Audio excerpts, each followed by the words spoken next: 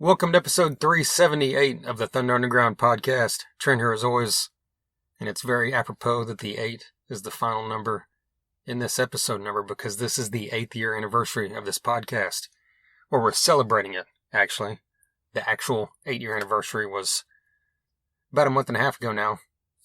We'll talk more about that here in a bit, but I need to let you know that we are celebrating 8 years by having Dime Store Riot on here, a brand new band out of the Tulsa area, who features 4 members that have either been guests on this podcast, had their music played on this podcast, talked about on this podcast, one way or the other throughout the years.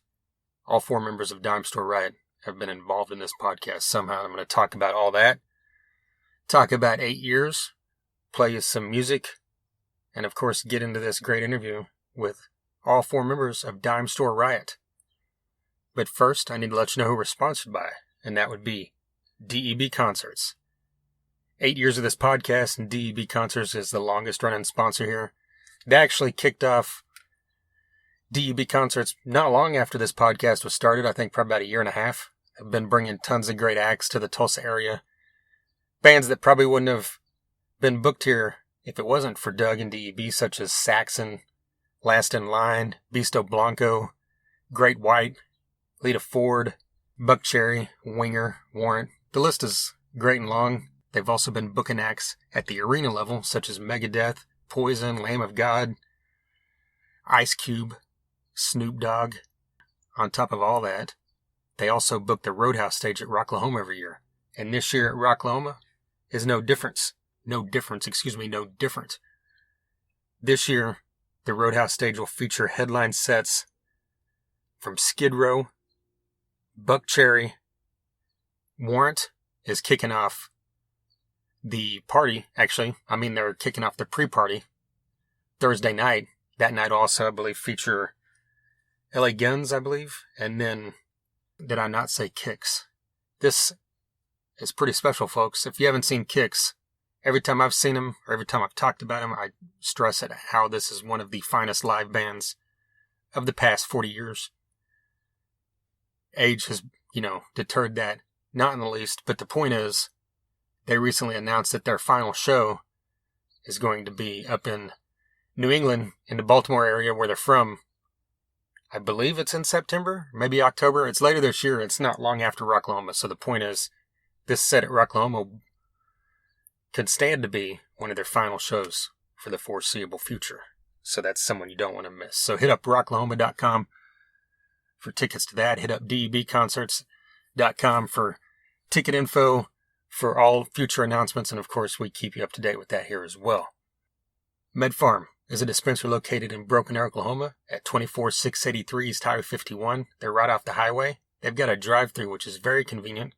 So if you call, text, or email your order ahead of time, you can pull right through that drive-thru, pick up your order, and be on your way.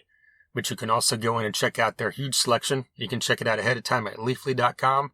You can go in there and talk to one of their many knowledgeable staff that's on hand. They're always running deals. So if you follow them on their socials, you won't miss any of those. MedFarm on Facebook, that's PHARM.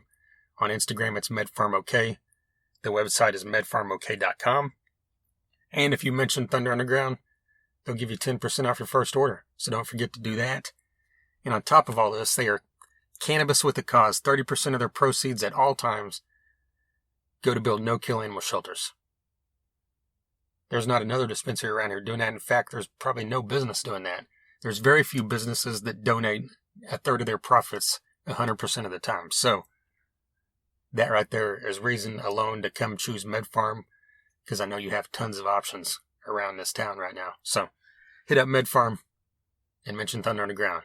Finally, we've got Sunset Tattoo, a tattoo shop in Midtown Tulsa. Their tattoos are done, get them proper. They are state licensed. Most importantly, they are mother approved. Well over 25 years of experience from Jake Thompson and his staff there at Sunset Tattoo. You can check out photos of all their work. They specialize in all different kinds of styles. Sunset Tattoo Tulsa on both Facebook and Instagram. There are tons of photos there. You can call or email to set up a time to get in there to talk about what work you want to have done. They also accept walk-ins, and they're also great about helping you through if you're not sure exactly what you're looking for, but you kind of have an idea. Sit down with Jake and let him help you. Sunset Tattoo Tulsa, we love you. 8 years running. Sunset Tattoo hasn't been a sponsor this whole time, but Jake is another person that's been a part of this podcast for the past 8 years, whether he's been on it or not, because Jason and I, when we started this podcast, used to go to Downtown Lounge a lot, which Jake owned. We interviewed quite a few bands there throughout the years. We also just went and saw quite a few bands there throughout the years. I've asked Jake to be on here a couple of times, and he's always like, maybe, maybe not. I'm throwing that out there once again, because this man has tons of great stories. So there's another reason to go sit down and get a tattoo done. Talk to Jake about his experiences in the music world throughout his lifetime. That's not just a single episode of a podcast. That's a whole damn podcast in itself. But yeah, with that being said, 8 years, like I said, in full transparency, let me state that this episode, I was planning to put it out a little over a week and a half ago. Last Monday was the date that I had planned to put this out. And in typical fashion, whenever I decide what day something is coming out, I edit it and put it together the night before, usually, at the last second, because that's the way I tend to do things. My goal was, Sunday evening, I'm going to put this together, put it out Monday. And for those of you who aren't from the Oklahoma area, might not know that weekend, that Saturday night, a storm hit the Tulsa area with 100-mile-per-hour winds. So it wasn't a tornado, it was just 100-mile-per-hour straight-line winds. Caused tons of damages to a lot of people's vehicles, houses, trees, etc. And it also took out the power to, I believe it was over 200,000 homes and businesses in the Tulsa area. Mine, of course, being one of those homes. So the point being is that I did not get this put out when I planned to, and then I left town that Monday and has been gone since. So that's why I'm telling you this, just to let you know that I've already recorded all this once and talked about 8 years, but I thought there's a couple things that I just wanted to be a little more, current about, if that makes any sense. And here I'm just rambling about stuff that no one needs to know or even cares to know. But the point is, power's back. Everybody's happy again. I know that I messaged a couple of them. I messaged Adam and CJ and let them know that it wasn't going to come out Monday like I told him. And Adam, had mentioned he was in the same boat with power out. And I'm sure CJ, Paulette, and Brian might have been in the same predicament as well. Anyway, here we are. The point is, Dime Store Riot is here. First, let me tell you, 8 years. I don't know what else to, a lot, want to go into a whole lot here, but towards the end of this interview, the band kind of flipped it on me, asked me a couple questions about stuff throughout the years, which kind of plays into a quote-unquote anniversary episode. And like I mentioned up front, the actual anniversary is mid-May. The anniversary of when we put the first episode out. The actual anniversary of this whole thing that we dubbed Thunder Underground is actually coming up on 30 years, which is fucking crazy. But so to give you a quick background on that, around 95 or 96, I need to look that up. I think it was probably late 95, but Jason and I started a fanzine, which if you've been around a while, you remember those from back in the 80s, 90s, maybe even early 2000s, where you could go to your local record store, places like that, and pick up fanzines that people made. Some are better than others. Ours wasn't even a true fanzine. Basically, we just roughshotted the whole thing. We just wrote stuff, printed it up in Microsoft Word, and then printed it out front to back on 8.5 by 11 sheets of paper and stapled it. So basically, it was like a pamphlet. If that's not even a pamphlet or a stapled newsletter or a worksheet, whatever the fuck you want to call it, I don't know. And we actually did it at where I was working at the time, which was a baby furniture store in Tulsa, Oklahoma. I used their printer, so I didn't have to use my own printer and ink at home. So I printed a lot of these, and we would take it to Starship Records and Tapes in Tulsa. the original Starship, the blue and yellow one there on 11th Street that the University of Tulsa ate up. And then also Mohawk Music, Buttons. That might have been it. I can't remember if we put it if anywhere else, like Sound Warehouse or CD Warehouse or any of those places, but that went on for a couple years, maybe every other month or so, and then kind of died off. And then the early 2000s, we tried to bring it back in a web presence. Started a website, back in the day when you could do free websites on GeoCities. Does anybody remember GeoCities? So we had a Thunder Underground website that was like a long ass, like geocities.com, thunder-underground / homepage.html.com. So hey, one of those weird ass long things that lasted maybe a year or two, who knows? And then just kind of laid dormant for a while. And then probably at this point, maybe 10 years ago now, it was probably like 2011, 2012. Jason brought it up again. And I believe he first started an Instagram, and then we started a Facebook page, and we just started posting photos, doing some album reviews. Just typical music dork stuff. And then Jason kept mentioning that he was in the podcast, and he kept mentioning a couple that I should check out. And I just kind of kept putting it off because I didn't really listen to him at that point. And he kept telling me to check out Jamie Josta from Hatebreed, his podcast. And I finally did. I really enjoyed it. Got into that. And a couple others. And he started mentioning, we should do a podcast, even though neither of us had really any knowledge of podcasting or editing and that kind of thing. And I know that we would talk about it. There was a couple times we were hanging out on the porch at my house, and my ex at the time, was like, you guys really should do this because all you do is sit around and talk about music anyway, so why not hit record? And, she brought it up, then Jason brought it up, and finally, one day I was just on a whim. I bought a microphone off of Amazon, a USB microphone that I could plug in my laptop, and we just started going, and, I probably cringed to listen at those first few episodes, how unnatural it sounded, but hey, everybody's got to start somewhere, right? And we kept that going, just doing some episodes with our friends. And then the first one we did, where it was an actual interview, we hit up Scott Squires and Jana Jordan Squires because we had known him from back in the day. We still knew him, but it was a local artist that we knew personally from their days with Down for Five and Civil's Machine. And of course, at that time, they had Octane Blue and Rocket Science. And nowadays, they also have Tulsa Music Stream, which is a video-based podcast that they do live. And they've had tons of great guests on there throughout the years. So check out Tulsa Music Stream if you get a chance. And actually, 9 from Dead Metal Society joined them later on, became a member of Tulsa Music Stream. And he was on here shortly after they were. And interesting enough, 9 was the first person that we had on the podcast that neither Jason nor I personally knew. So that was the first kind of interview with someone that we didn't have any history with. And then I would say it was about I should have looked the numbers up, but I think it was episode 17, was able to secure an interview with the singer of Battlecross, Kyle Gunther, the lead vocalist for Battlecross. And we recorded that at the Canes, and that was the first touring artist that we had on the podcast.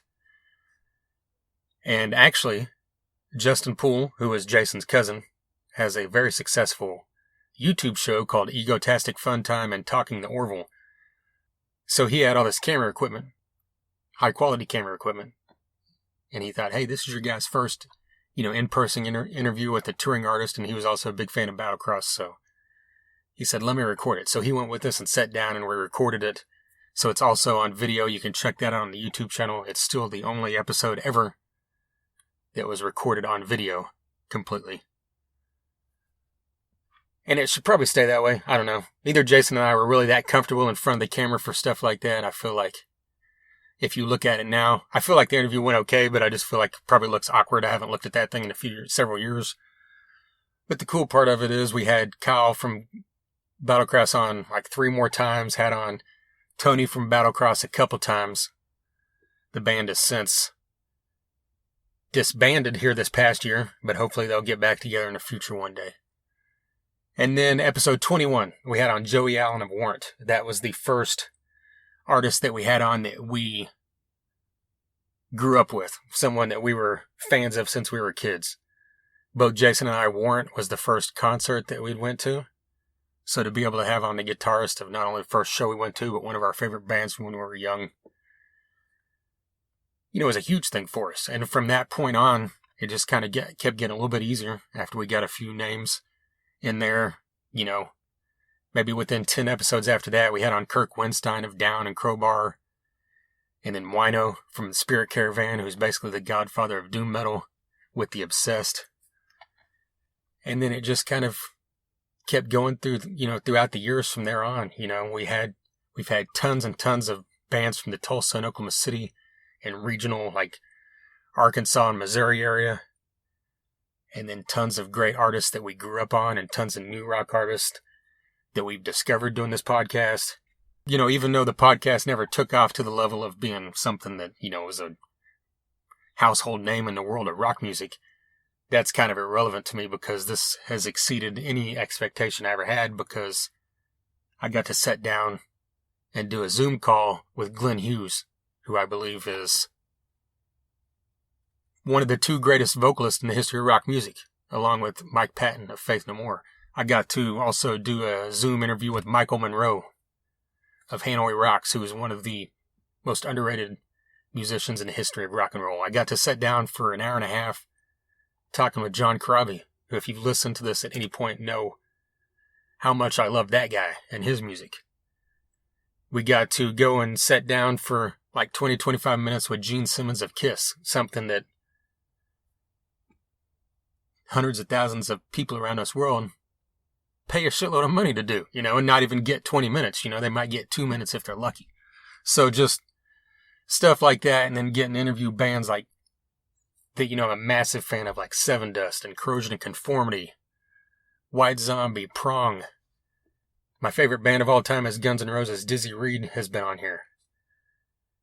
Don't want to ramble and keep rambling, but just the list of people that have been on here is still kind of hard for me to grasp at times, just because, me and Jason were just two rock and roll, geeks, music nerds who just want to sit around and talk about it and interview some people when we got the chance.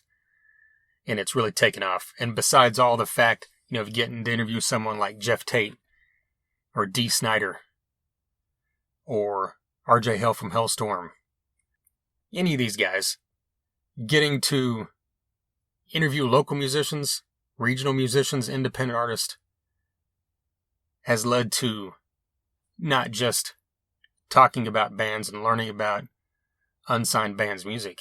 It's led to some many great friendships, which include this band that is on this episode right now.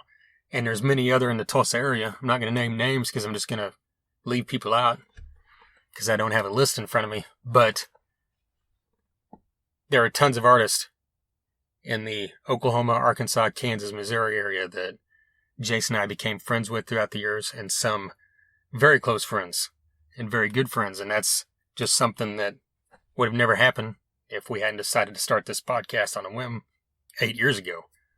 So I'm very happy about that. So I'm just going to leave it at that for now. Might think of something to say post-interview. But before we get into this talk about Dime Store Riot, I'm going to play you some music. And as you may guess, yep, that music is Dime Store Riot. Here is the debut single from Dime Store Riot called Coldest Winter.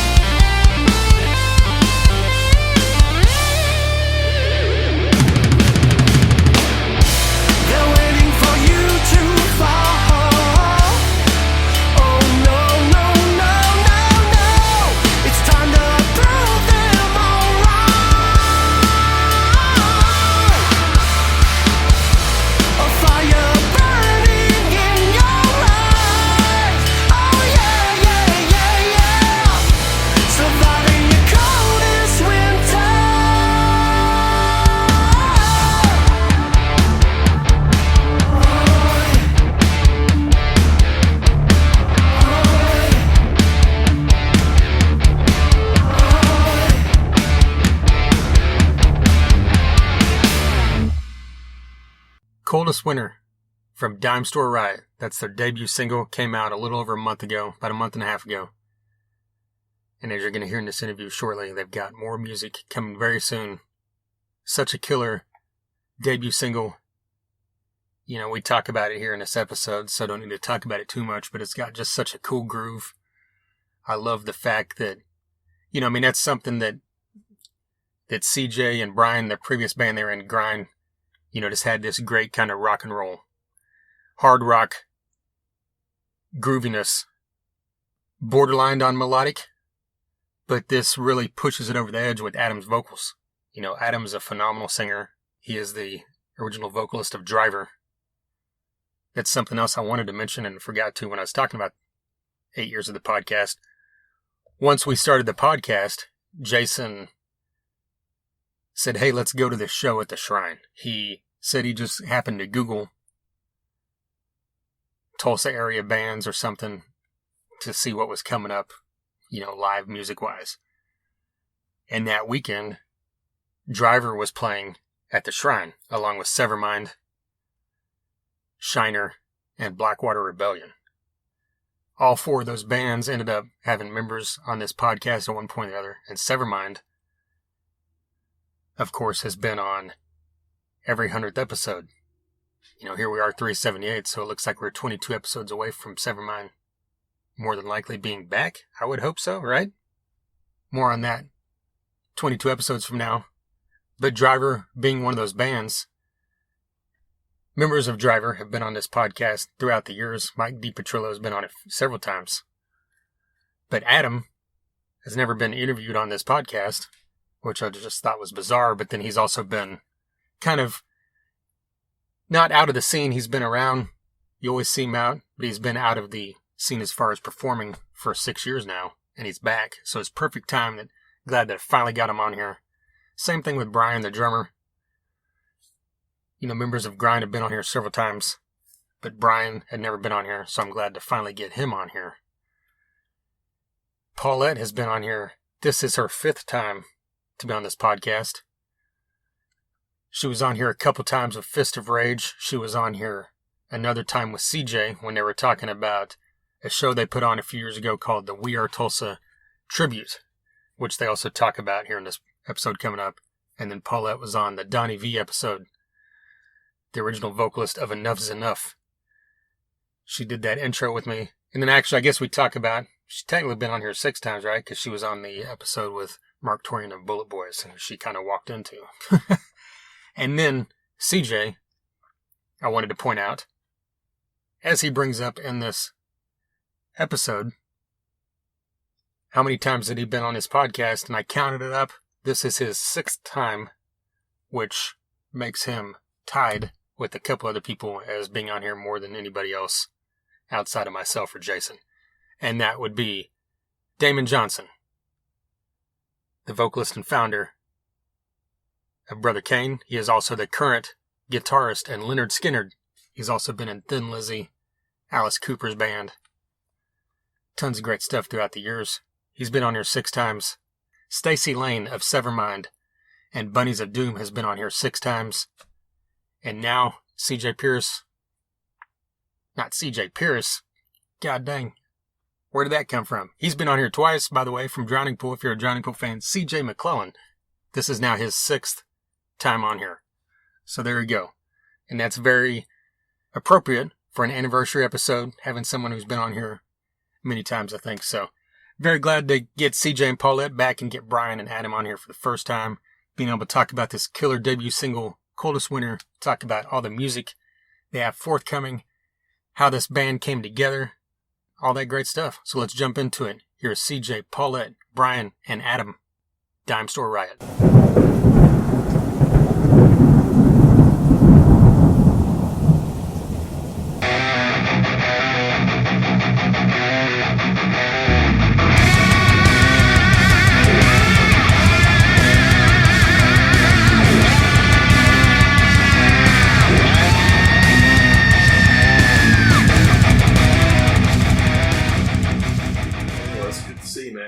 It's been too long. Yeah, I know. Invite invite you to the house all the time.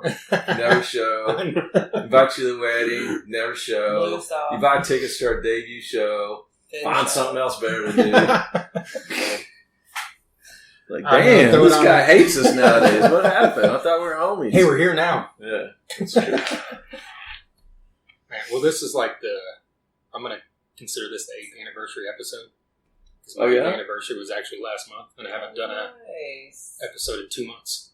Yeah? I haven't put one out since mid-April. So, okay. Yeah. Slacking. Yeah, pretty much. Because I've been home now like almost 3 weeks or 2.5 weeks, so I could have easily done a couple episodes. I mean, there's only so many Oprah reruns you can watch, Trent. Yeah, I know.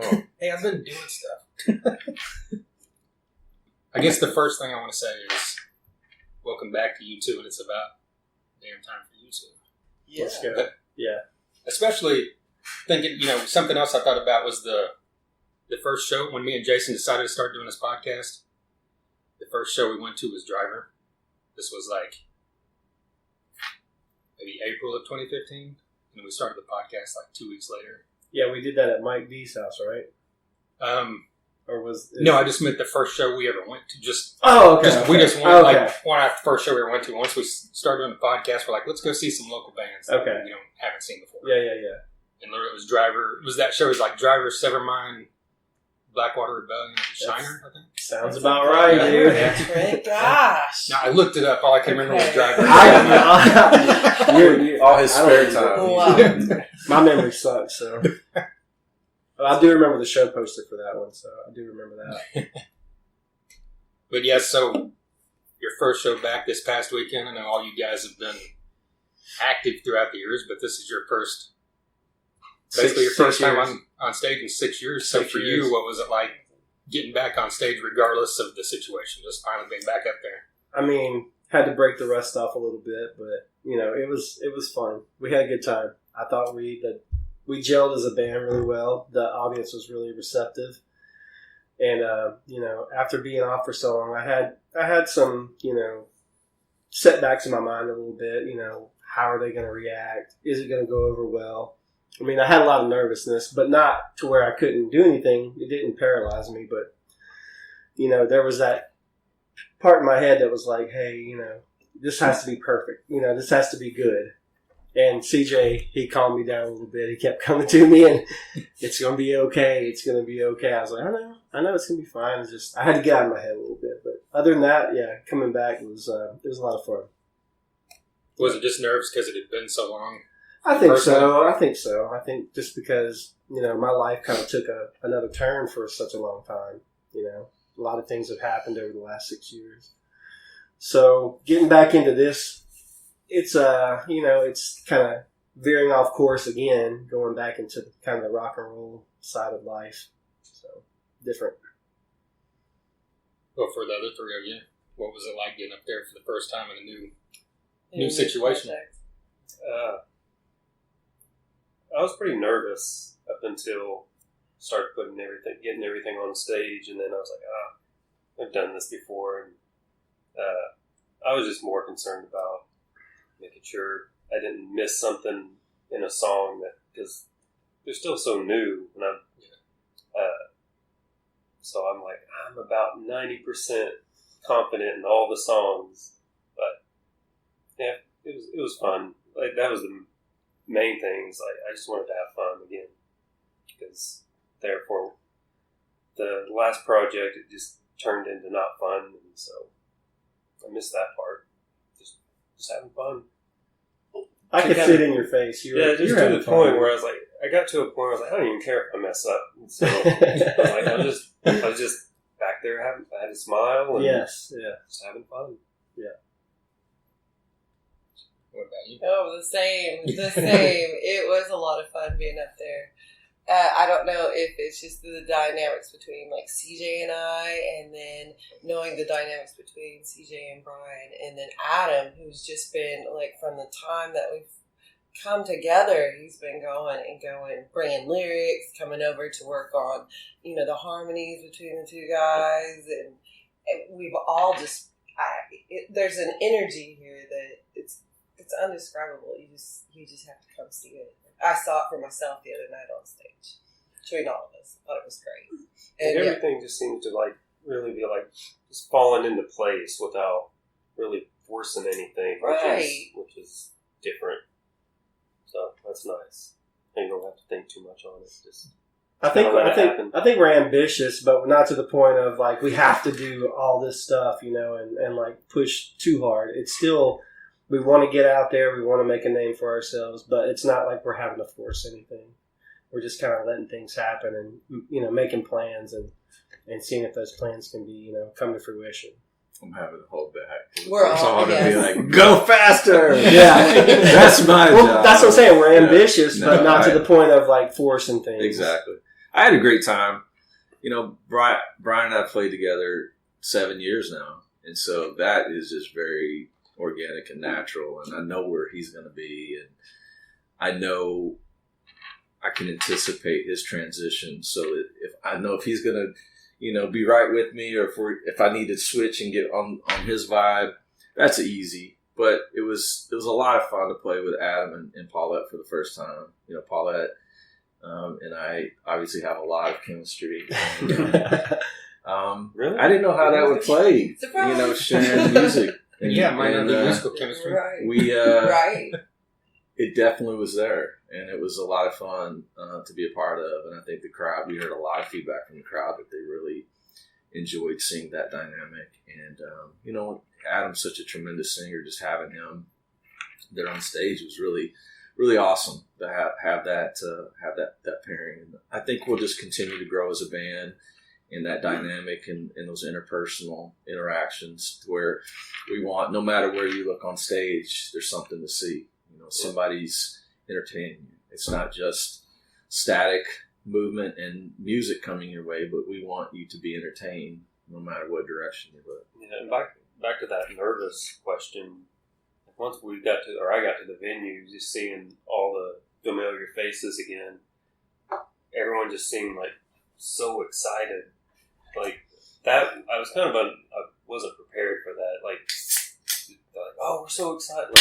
Really? You're excited to see me? Okay. So once that started, hearing people say, "I can't wait for this," or I heard your single and I love it. I can't wait to hear it live, and just getting the positive feedback before the show really kind of okay, I can breathe a little bit, and then afterwards, I don't know about the rest of them, but I got a lot of positive feedback just from people I didn't even know, or I guess I've met them before, but I don't know. I see a lot of faces now. I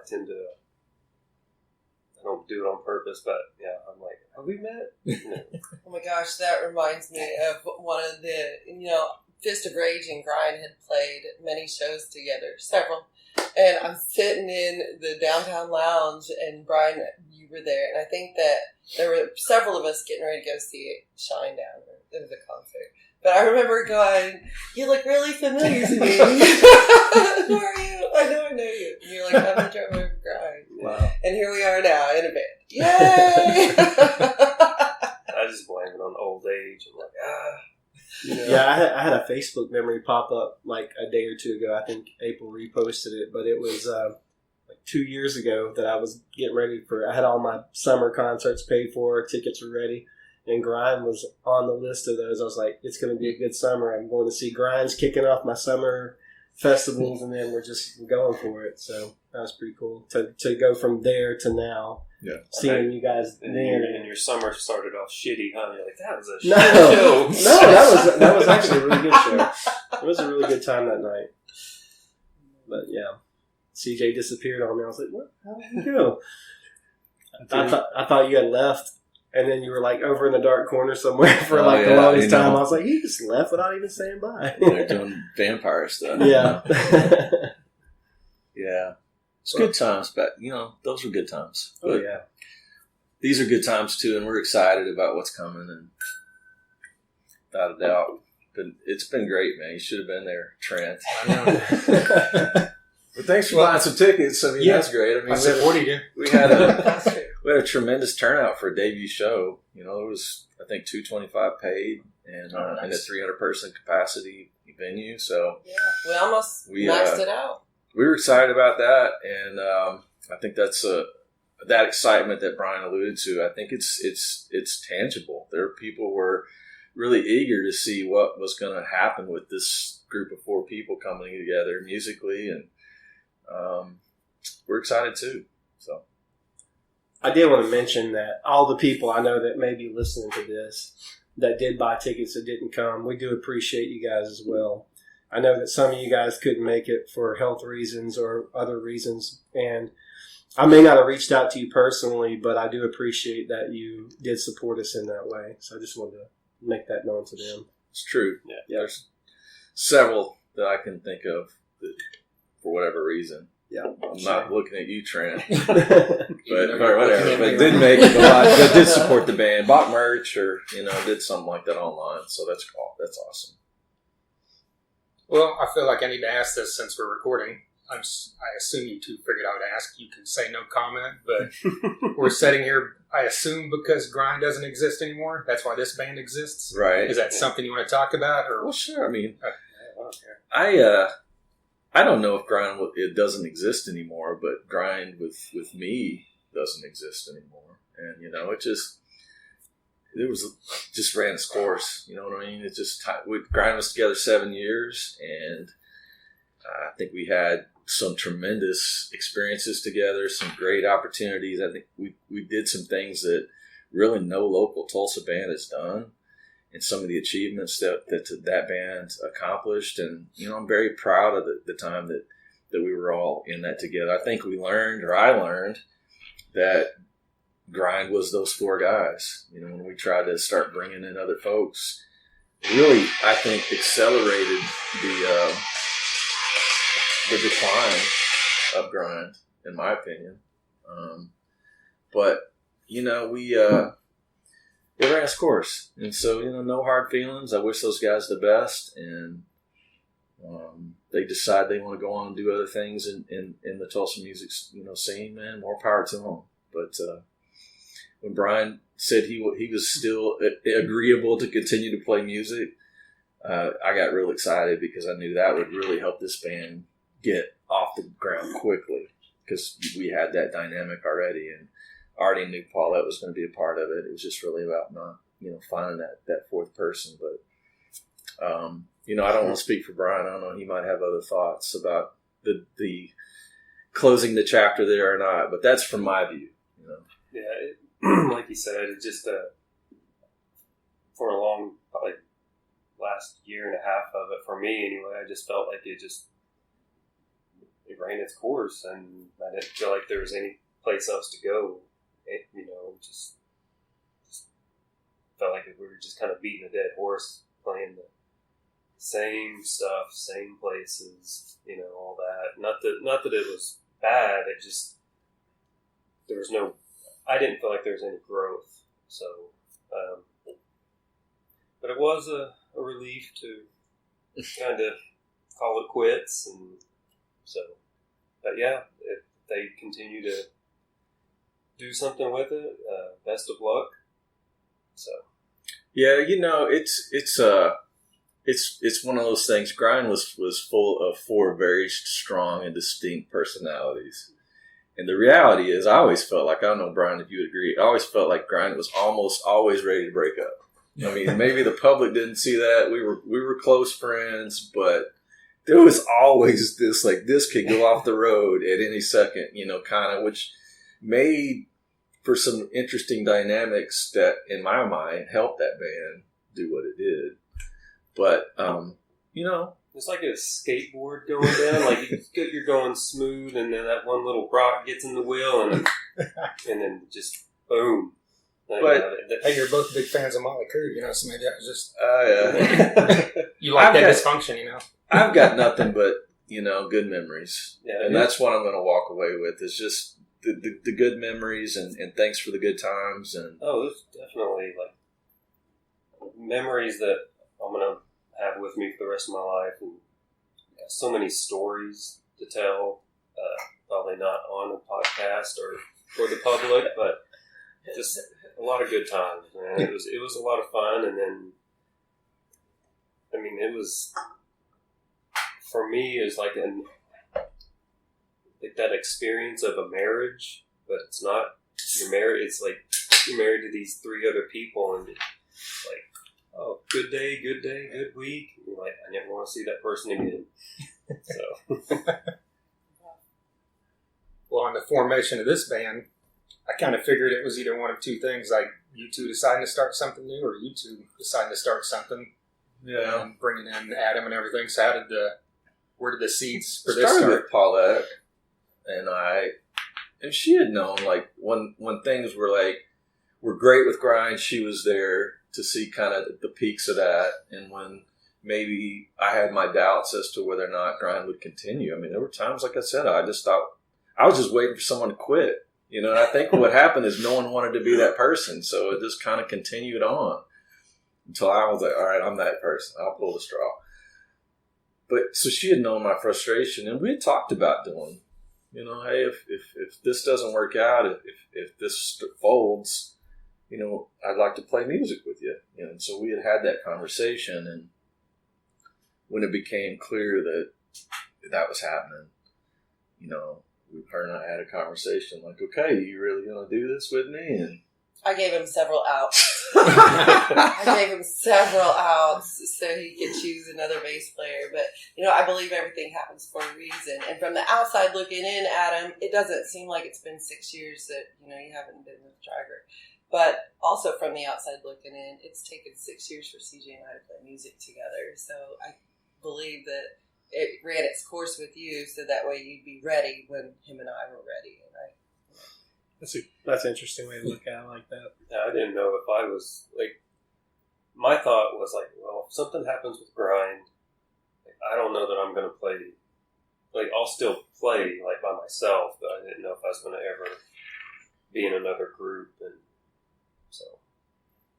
Brian was, you know, of course, I called Paulette. You know, she knew what was going down when it went down in terms of the decision that I decided that I needed to make for myself. But Brian was the first other grind member that I called. And I had talked to her. I'm like, I'm going to ask BT. I hope he wants to continue to play. And so when I called him and said, hey, this is happening, I did get a sense of relief from him. It was just like, oh, God, thank God. I'm not the one that has to quit. Well, you can wear the black hat. So, I'm like, okay. It was so, like, years ago, there was a lot of frustration, and I had a come to Jesus meeting, and it didn't go all like I had hoped it would. It just, like, it went downhill real quick, and I was like, I'm not going to pull the trigger a second time. So when he said he was on board, I was like ecstatic because I knew that would accelerate this band's development very quickly. Instead of having 4 people that have never played together in a room, you know, you got him and I that are very in sync in terms of playing together. So I knew that was going to be a huge advantage for the band. And we had some song ideas that we had kind of been kicking around, but really had never really gone anywhere. And so I knew we had some rough material to start working with. And so then it was a matter of who's going to sing. And, you know, if I was a great singer, that would have been the end of it. But I'm not a great singer. So we put out, you know, some feelers and asked for anyone interested in being part of a band. And we got several responses. And I'll just say that I sent... Adam was one of those responses, and we had talked with Adam for years about. I'll get into that after he gets done with his. What I'll just say in terms of before I turn it over to him is like out of all while we're trying to set up these and this all went down around Thanksgiving, right? So we're in the holiday season, so we're really not trying to do nothing because everyone's doing stuff with the family. But I sent one song idea to several of these singer prospects, just to see what they would say and respond. Is this something you might be interested in? And within like a few days, Adam came back with a song that he wrote over the top of it. You know, and I was like, wow. Yeah, and sent it back to and us. It's great. You know, it's what we're doing today. It's one of the songs. And so, you know, when January came along, you know, we kind of prodded like, okay, we got to get all these singers together and try them out. and none of them had really done anything in terms of really putting forth any effort. And I'm like, this song's good. And Paulette and I are basically like, if this guy's excited about doing something, and he put the time in to actually write a song to something you sent him, pretty much fuck them other dudes. We're not even going to have any of them come over. So now, there's one of them, I'm not going to throw out any names, but one of them had been on a bigger bill before, right? Bigger band. Yeah. And yeah, so we even looked over him because of his... No disrespect, but, it's if this wasn't something that they were as excited about. I'm not trying to be disrespectful to anyone. No, but on the flip side, if you're not really excited about it equally like we were, and obviously he was, that was a huge tipping point for me. It was a. And so I already knew the guy could sing. It wasn't like, can the guy sing? I saw him in Driver, so I knew he could sing.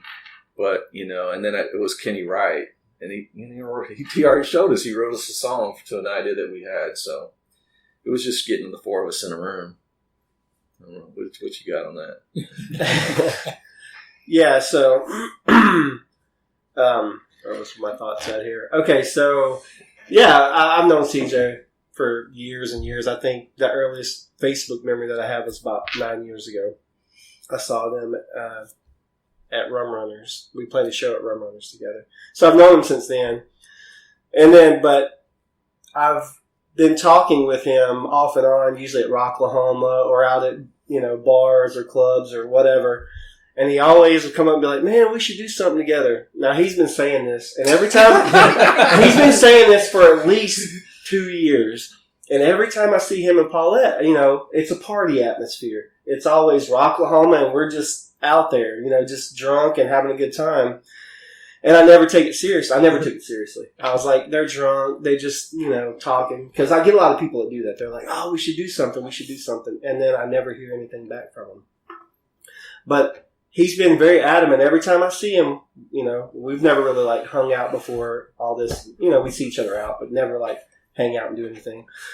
But every time I see CJ out, I go, man, we should do something. We should do something. Well, Paulette pushed it because he'd been saying that, and then Paulette's the one's like, hey, are you wanting, she messaged me on Messenger and said, hey, are you really wanting to do something? And I was like, yeah, but see, I want to know that I'm wanted, I'm not going to put myself out there, for to get my heart broken, basically.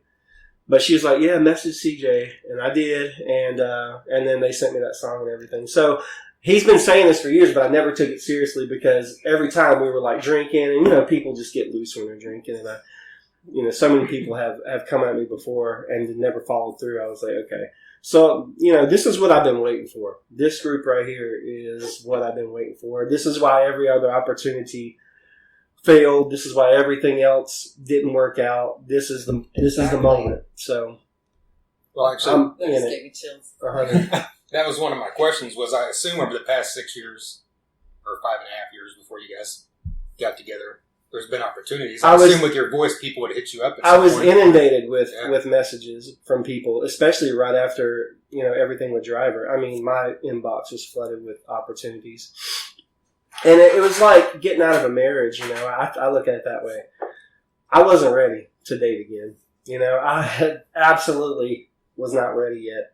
So I put a lot of that. I was like, yeah, I'll put this on the back burner for now. I don't think I'm really quite ready to do anything yet.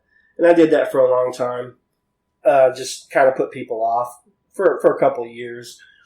And then there was some people that posted things on Facebook, and I actually responded to some of the stuff. And I got left on red, and I was like, okay, well, that's not where I'm supposed to be. So I just continued on and kind of did my own thing. And then finally this happened, and it felt right. It feels right. These are good people. I can rely on these people. So that's how I feel about that. The first time we jammed, we played the one song that we all knew, which was this song that he had written, right? Or on top of the music that I had sent him. And we probably played it 3 or 4 times in a row just because it's the only damn song. And him and Paulette go out for a smoke break, and Brian and I looked at each other. You remember that? And we're both like, "Holy shit, this guy!" Yeah. So we knew right then that this was going to be good. Well, then that's kind of because you mentioned chemistry earlier between you two, between them two. Like, how instant did you feel it was when Adam came in for any of you guys? Pretty fast. As far as anything in rehearsal space, I had no idea what to expect when we were going live on stage. But as far as us just hanging out and bonding, man, Adam, it's almost like he's been craving the extended family, and so when we have get-togethers, Adam's there. Adam and April, they show up. He's brought his kids over to swim. Brian and Teresa are always invited too, and we bond well. We all get along pretty well. Which is very important. We saw like one of the early rehearsals, totally unscripted. As the song ended, I just kind of ripped into this impromptu guitar solo, and then he just like changed what he was doing and soared these vocals over the top of it, and that's what we were all like, okay, yeah, whoa, what was that, And I think for me, and I think Paulette and I had that conversation. It was kind of like that was one of the moments, like, okay, this is you made that right. This is gonna work. Yeah. Well, that's kind of another thing. The music, I know both your band's Grind, Mr. Rage, the vocals are a lot different than what he brings. Was that something you were looking for, like a higher melodic thing, or did it just kind of, you heard him and you're like, this is what we want when you heard it? I mean, I've always thought Adam's a great singer, and I've always respected him. I didn't know how it was going to work because I'd only heard him at Driver, and I've seen him sing at karaoke and knew he had a tremendous voice. What I didn't know is how versatile he could be.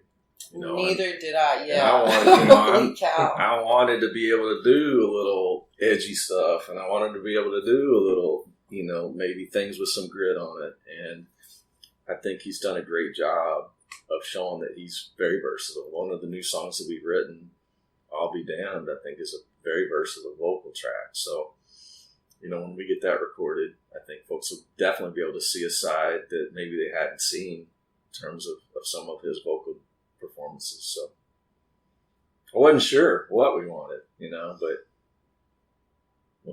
once we had him in there, it was like, all right, this got to be the guy. Frankly, there are no two songs in our band that sound the same, so you hear a different vocal ability in each song from Adam. That was the feedback I was getting at the show. They were like, it's not all one noted.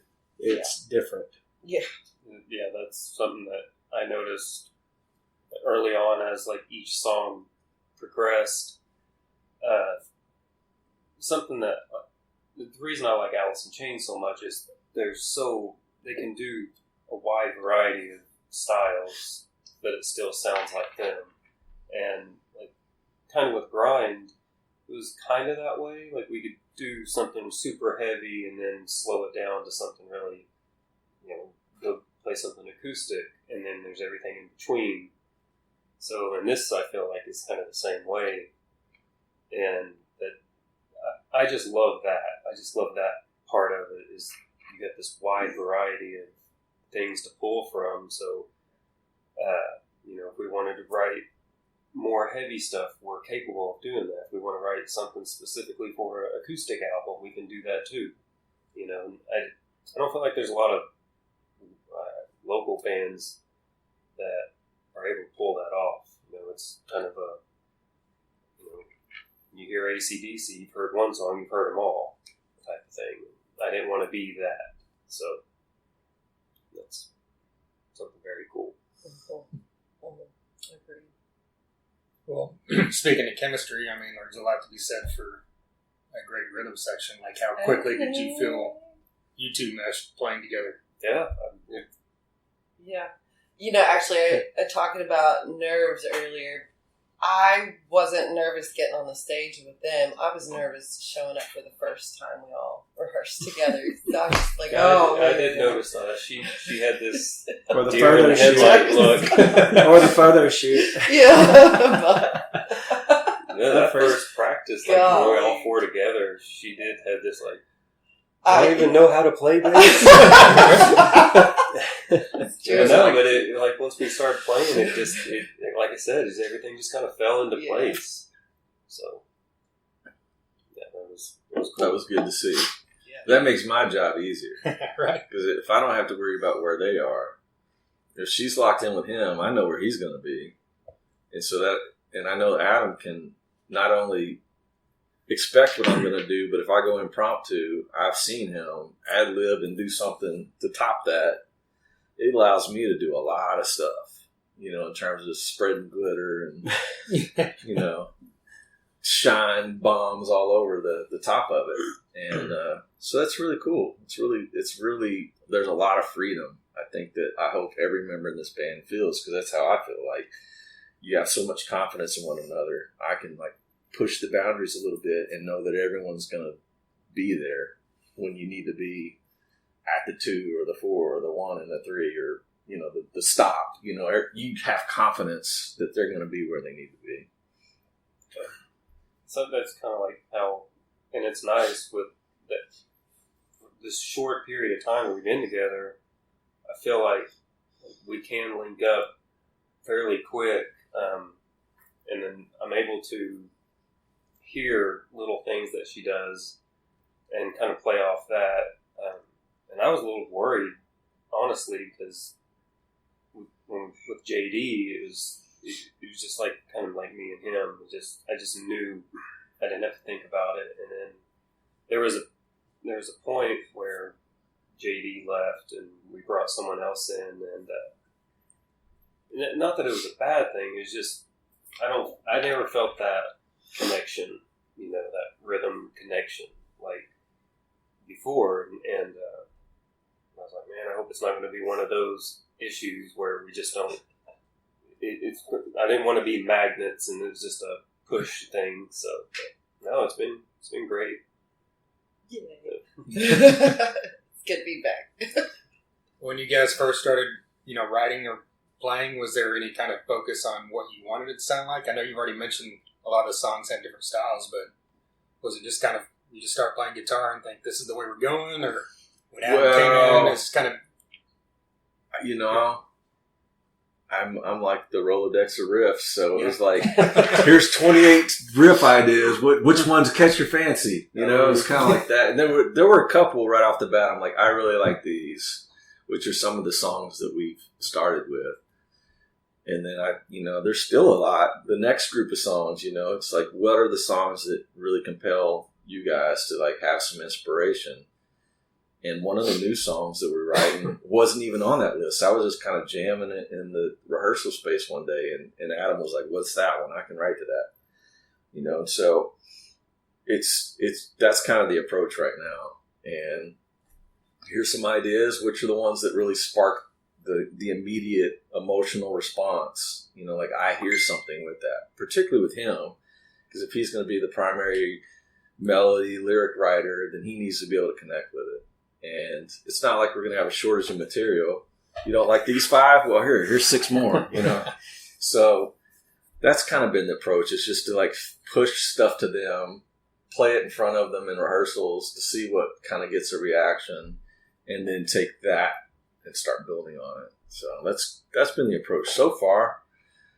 Whether that's the long-term, solution, I don't know. Maybe we'll come with some better, more focused, because it's a little scattered, but that's just kind of how my brain works. I don't think we ever sat down and were like, we were going for this sound.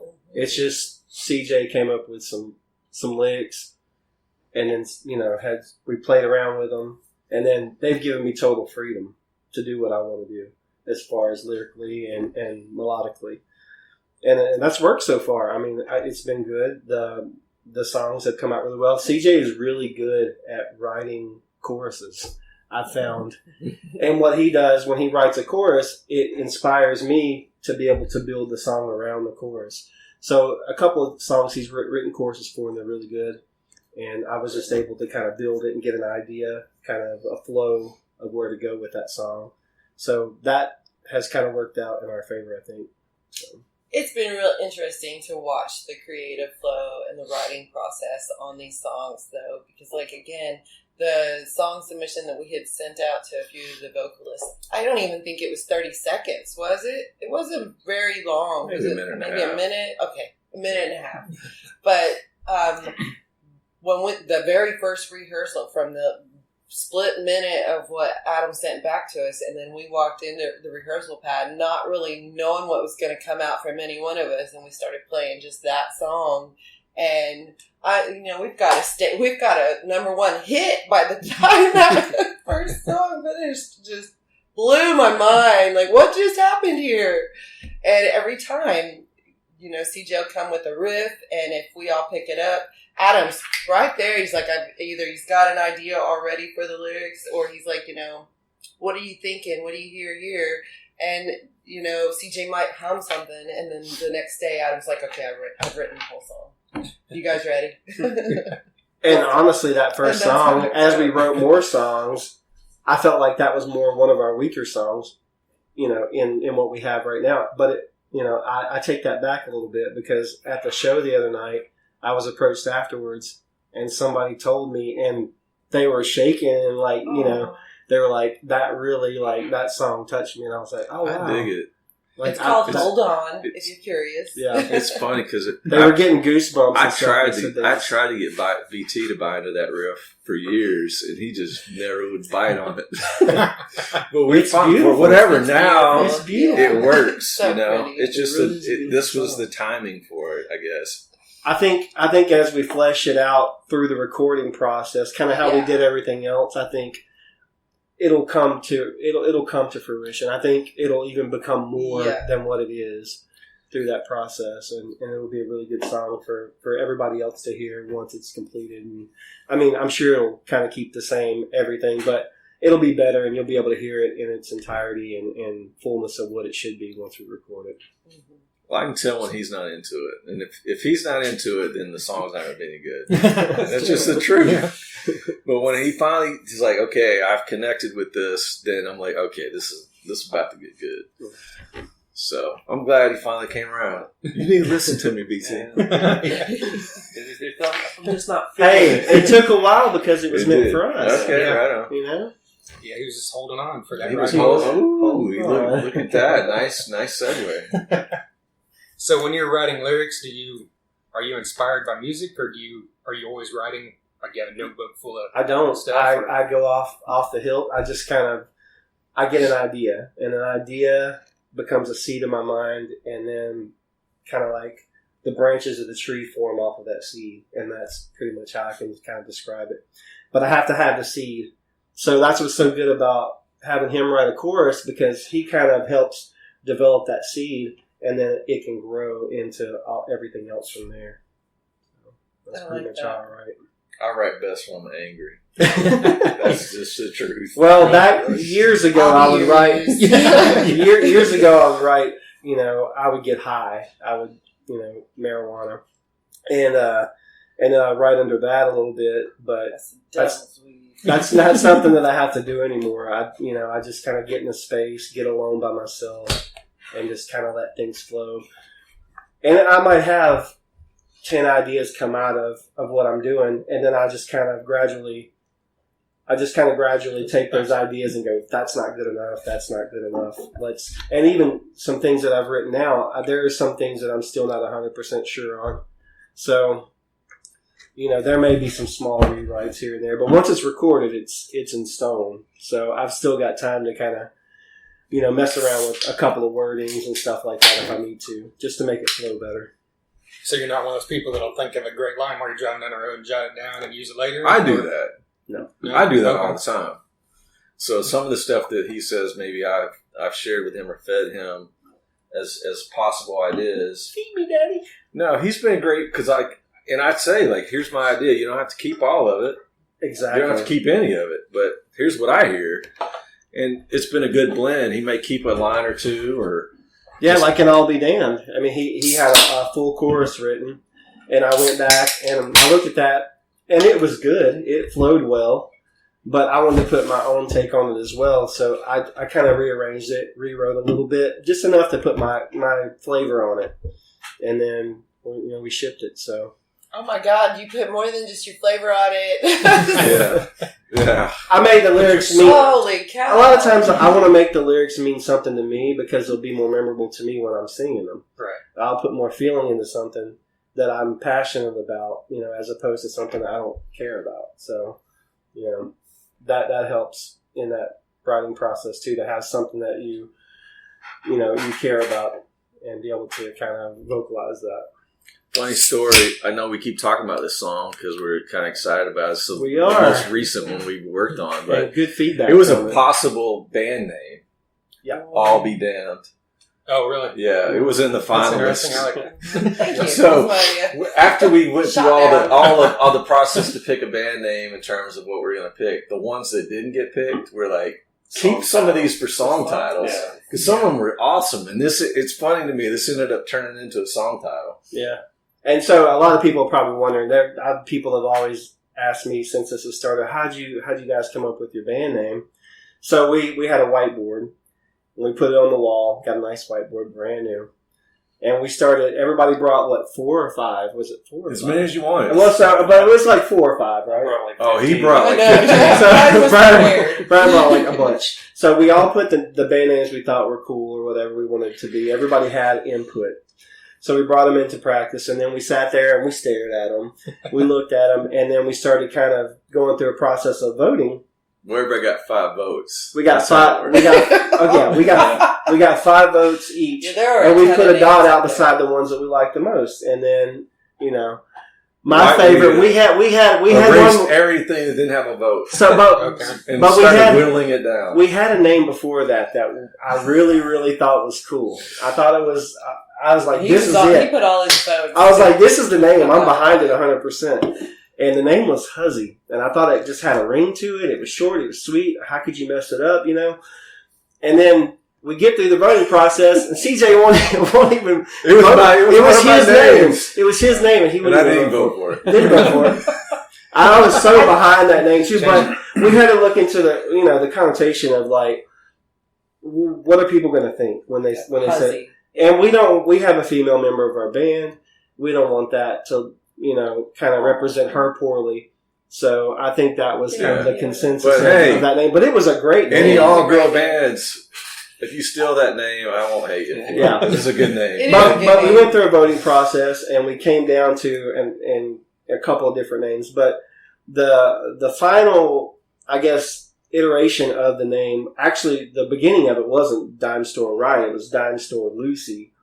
And then somebody, I don't remember what the other name was. Do you remember? Love Riot. Love Riot was one of the other names. So we took kind of a combination of those, and we put Dime Store and put the Riot on the end of that, and then we all kind of came together. And I was like, well, there was a couple left, and I was like, I don't want any of these other names. I was like, I'm putting my money on Dime Store Riot, and I'm going to try my best to get everybody behind me on this because these other names I ain't for.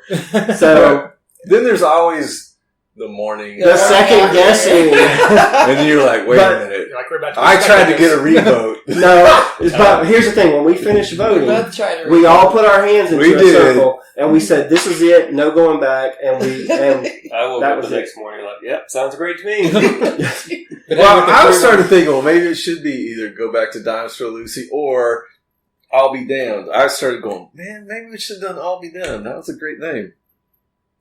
But we were like, we all shook. It's done. yeah, So Yeah. they held me accountable to my handshake. So Yep. I was like, all right. that's the way we I'll have to do it. operate. And with those 3-word names, you can always go with the initials when you want as well. Mhm. Well, you don't know. I mean, how Sorry. people are going to react to it. The reaction has been actually awesome, except for Donnie Rich. I've Who always likes to said call that- us. What does he call us? The Dollar General cash grab or something. Oh, that was Jeremy that started that, wasn't it? No, well, Donnie has a Pretty couple sure times. Harrington's bet said something. You might need to cut this out. I don't know. Jeremy, he blasted it, so. I've always said the band The makes the Dollar name. The name doesn't General. make the band. So that's kind of the way I've looked at it. Because Korn's a stupid name. Yeah, there's a lot of stupid names. There's a lot of idiotic names that I mean, actually. Guns N' Roses, if you brought that up right now, you'd be like, what? Right. I mean, same with Korn. Right. Do you remember back in the 90s where bands were naming themselves after having so many syllables? Like 3 to 4 syllables, and so like Mother Love Big Bone. Head Todd. Yeah. That's how Benny's Little Weasel came to be. is that naming convention. As Jason Woodland told me, he just wanted to have a band that was kind of like gada, Yeah. Because I was like, what is this name about when I joined them? Same when he told me, well, it's the 90s, and I wanted a band name that fit that kind of thinking. Yeah. Doesn't really make sense, but Yeah, and there was that whole period with all those metal, weasel, all those metal I guess we just did it too. Every Time I Die, like all these Yes. long titles. Yes. Emo titles. Yeah. On metal bands. Yeah. Plus, Speaking I of, wanted something where I didn't have to repeat myself every time. They're like, what was it? Like, Yeah. Grind. That's Tell me grind. What is it? The grind? No, not the. It's just, One of the things I like about it so far is like, so marketing this band versus marketing Grind. There's no other band out in the universe that we have found that's called Dime Store Riot. Mm-hmm. There were other bands, like in the Philippines, another thing called Grind or The Grind. And that's still something And- that we deal with Fist of Rage. There's another Fist of Rage off in Europe, and there's a Fists of Rage here in the U.S. somewhere, and we're always being mislabeled with those two bands. So that it is frustrating. But yes, there is no other Dime Store Riot out there right now. But whoever owns DimeStoreRiot.com, come talk to us. Like, we'd like to have your domain name. well, speaking of Fist of Rage, I mean, this is like, I'm basing this off of the one song I know, Coldest Winter. I mean, this isn't near as heavy as what I know you from. So is this like, what's it like playing something a lot less heavier? Is it like easier? Is it like, I mean, I don't know, not easier, just does it feel more natural? Does it feel like, you feel like it's not heavy enough at times or what? So I'm a little bit more in the spotlight playing lighter stuff because there's a lot more air to fill versus, just and we did I'll Be Damned, and it's very welcoming to me because you get into this groove versus some of the other songs where, and CJ's had to work with me on putting in fills in different places. And it's exciting on one aspect because where I was raised country. So to come up country and then into a hippie disposition with my friend Love, where we just played hippie music, and then into metal, and now into, I don't really know how we categorize ourselves Rock just and roll. yet. Just Man, rock it's and just roll. rock. But Coldest Winter. it's a lot of fun, man. I'm getting to experiment with our sound. So, and She's the guys done are great. open with that. So that's been a lot of fun. Coldest Winter salsa, man. Listen to it. It's like bump, bump, bump. Yeah, there's two different things happening in there. Well, 3 to 4 different things. Then you put some distorted guitar to it, and then you go, it's a heavy rock song. Yeah. But if you narrow that thing down, it's dance music, man. It's like It is. dun, dun, dun, dun, dun, dun. So I think she's done a great job transitioning. And Fist of Rage is one of my favorite local bands. They're definitely heavier than what we're doing. There's no doubt about that. So it's been awesome to play together and to kind of go back and forth in terms of sharing, the things that she's been used to doing, the things that we're trying to do here, and just watching that dynamic really blossom. I think it's been awesome. And I've been under the crutch of having, Fist didn't start with 2 guitar players, but we've got Lincoln in there now. And so I've been under the crutch of having that second guitar player over there filling in rhythm section with me. So to get stripped of that. Well, my favorite bands are like, Van Halen, Led Zeppelin. They were one guitar band. So to me, it doesn't sound void of anything. It really doesn't. It doesn't. But you got to have a bass player that can play with the drummer to fill that space. And I think she's done a great job. I like the dynamic of a 4-person band. I do too. I think over 5, honestly. You may lack a little bit on the sound, but like it looks good on stage. It's symmetrical, everything, I think. And, I think we have good chemistry together. So, Well, true sermon in my veins. When we started this band, I had thought about bringing a 5th member in, another guitar player.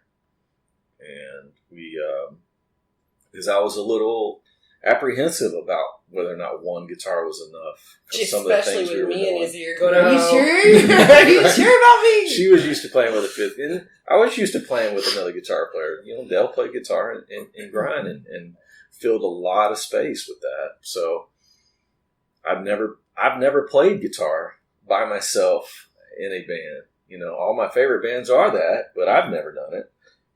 So ended up being a question mark for a minute until we got in the room together, and then I was like, Nope. we can do this. Yeah. We can do this.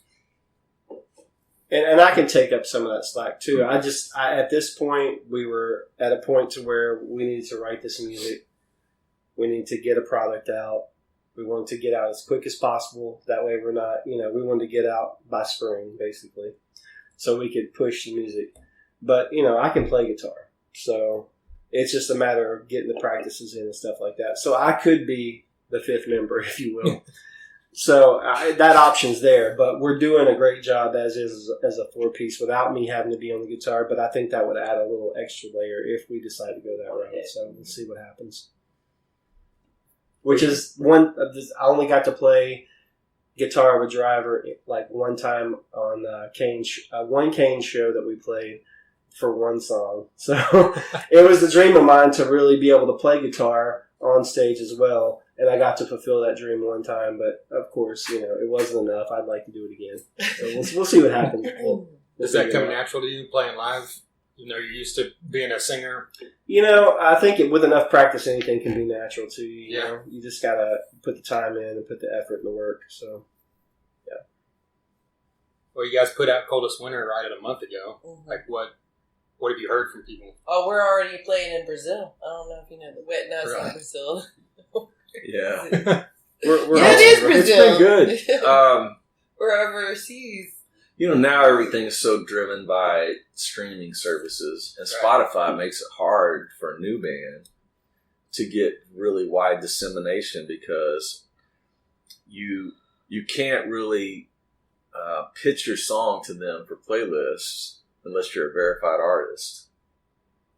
And you can't be a verified artist until you have a song release. So it's kind of this catch-22. So we release a song and then you're playing catch-up, trying to push it as much as you can. So we released it mid-March. We're right about 30 days, or not March, mid-May.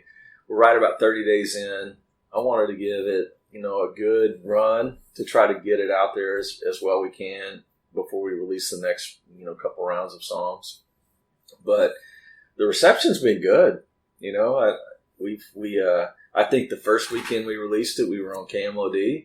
Mm-hmm. That don't suck. We The were first, KMOD then and the cat, then we're on the And, cat, like not far behind that. Like so the next yeah, weekend that's or pretty something. cool. To immediately get that kind of support, and I'm biased. I think the song kicks ass. It's something different, and it's not just your everyday kind of sound. And I think it's new and fresh. We've gotten feedback that it's a mix of some retro and modern sounds, and the comparisons of bands that it reminds me of or reminds listeners of have been very favorable. Things like Mammoth and Alter Bridge, mainly because of this guy.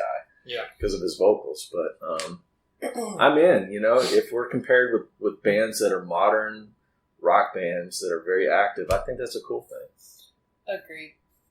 We have several songs ready to go, and we're still trying to wrap up this album that we want to put out, but we're so excited about the music. I am biased too. I think every single one of our songs is a radio hit. I think they're all ready to be in the top 10. And Nice. so we're just ready to get it out there, but at the same time, we want to be reserved and Yeah. we want to. You got to hold back and release it, Yeah. slowly. That way you don't do it too fast or too slow. You got to stay on people's minds, and but not do blow your load too early. So we've kind of had discussions about that, and I want to. Let's go.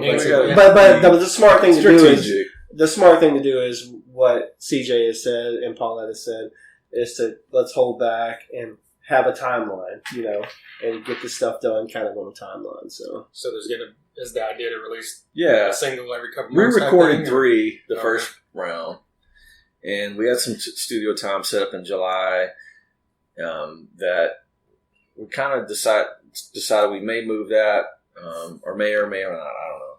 I may go in and do the guitar work. I'm kind of thinking about maybe using that slot to just go do all the guitar work for like 4 or 5 songs. And then I think maybe a month later, we're going to go in and do another round. So the plan would be coming out of end of August, maybe to have 7, 8 songs done and completely recorded, so we can have maybe a CD completely packaged by early fall. Yeah, Okay. that'd be ideal. So, we'll see. We've got 3 done, and we've got 3 or 4 other songs ready to kind of queued up and ready to go. So I think it's all doable. It's just about being disciplined and continuing being excited about, like, okay, well, we were excited. We wrote these songs when we went and played our first show. Is like, let's not lose that momentum. Now we got to continue that excitement to continue to create and build and work. And not get stagnant. Work on new songs, because in this world nowadays, nobody cares about full records. They want singles every 90 days. Now, Yeah. they want it You know what I now. mean? So Yes. we're 30 days in on our first single. Our second single, maybe the next month or so. Can we keep a cadence up where every 2 or 3 months we're releasing a new single or a new video? Or a video, right? That's We're really working what we on our wanna first do. Video. So you're working That's on the a new video work. for That's it the now? new. Okay. It's kind of like we went back to like the malt shop. Remember, they would just release singles and put them on a 45 and put them in a jukebox in 1945 and the 50s and the 60s. We're almost back to that now. Bands they just put out a single, and it's then a few months later another single and another single. We're back to that model with the age of a full length album that you wait and you listen to from start to finish, and you read all the liner notes and you look at all the I photos. love all that stuff. That's done. though. This generation don't do that. Right. That's over with. We got to live it and experience it. That's over with. So we've got to create a cadence where we're writing in a manner where we can keep up with single releases every few months, in my opinion. Yeah, because if you put out an album tomorrow, next week, half the people are going to forget it. But Yeah, if you put out a single in a who couple months, cares? you're always on their mind. That's Yeah. exactly No, I mean, Right. now to show people like buy your CD and walk away with it, they have something tangible. Right. That's cool. But And you're gonna want to buy our CDs because every single song, I'm telling you, you're gonna want to listen to every song over and over. They're all different and they're all just so catchy. They're ready for radio. We're radio hit. Radio ready. We are. yeah, I'm all for writing songs that people can connect with, and I appreciate Adam's ability to perform that and deliver that and write that as well, and the band coming together and doing that, because at the end of the day, that's why else are we doing it?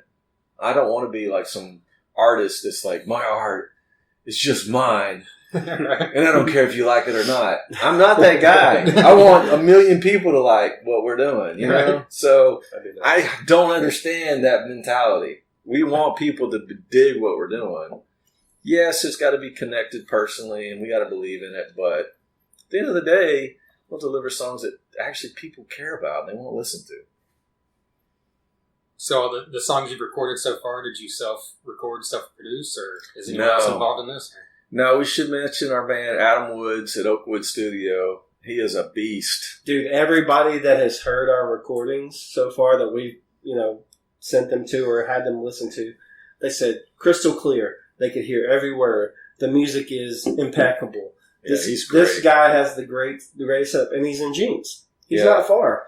And he's The a rates are- tremendous musician of his own. He is. He's in a Mixtape Catastrophe, and he's played with some other bands. I Outline believe, and Color. too. He's on tour right now with Outline and Color. Yeah, Okay. the guy's Yeah, he's the guy's awesome. killer. He records really well. He sits down with you and does everything. Does a couple takes as far as vocals go. Do a couple takes, listen to it, figure out which ones you want. Well, this one's not that good. Let's nix that one. But it's a fast process too. When he records drums, he's recording them and doing the editing and getting them on the the grid like immediately. So it's a really fast process. The recording process was so nice. Right? Just from past experience, I was already stressed going in. I don't like the studio. It was always a stressful experience, and this was just. I felt like it was over like that. Just like that, we're done. That's good. And I was like, man, this sounds awesome too. So it was fun. He was really, really helpful. Yes, He and did easy to work with. Yeah. He asked us to send him either audio or video in advance of the clips, and so when we showed up, he had already gridded everything out. So when we knew the BPMs and everything. When we recorded it, he's like, "You guys were within, like one." It was like you guys are pretty close to being, perfect on the grid as it is. So it was going to be an easy process. But he had it all mapped out already in terms of the song. He already knew the songs, kind of knew the dynamics, knew what to expect. And when it came to recording the process, it came very easily. And then when it got to like the vocal section, like I was blown away. He's got this little keyboard. Yeah. And he's got a mic right here.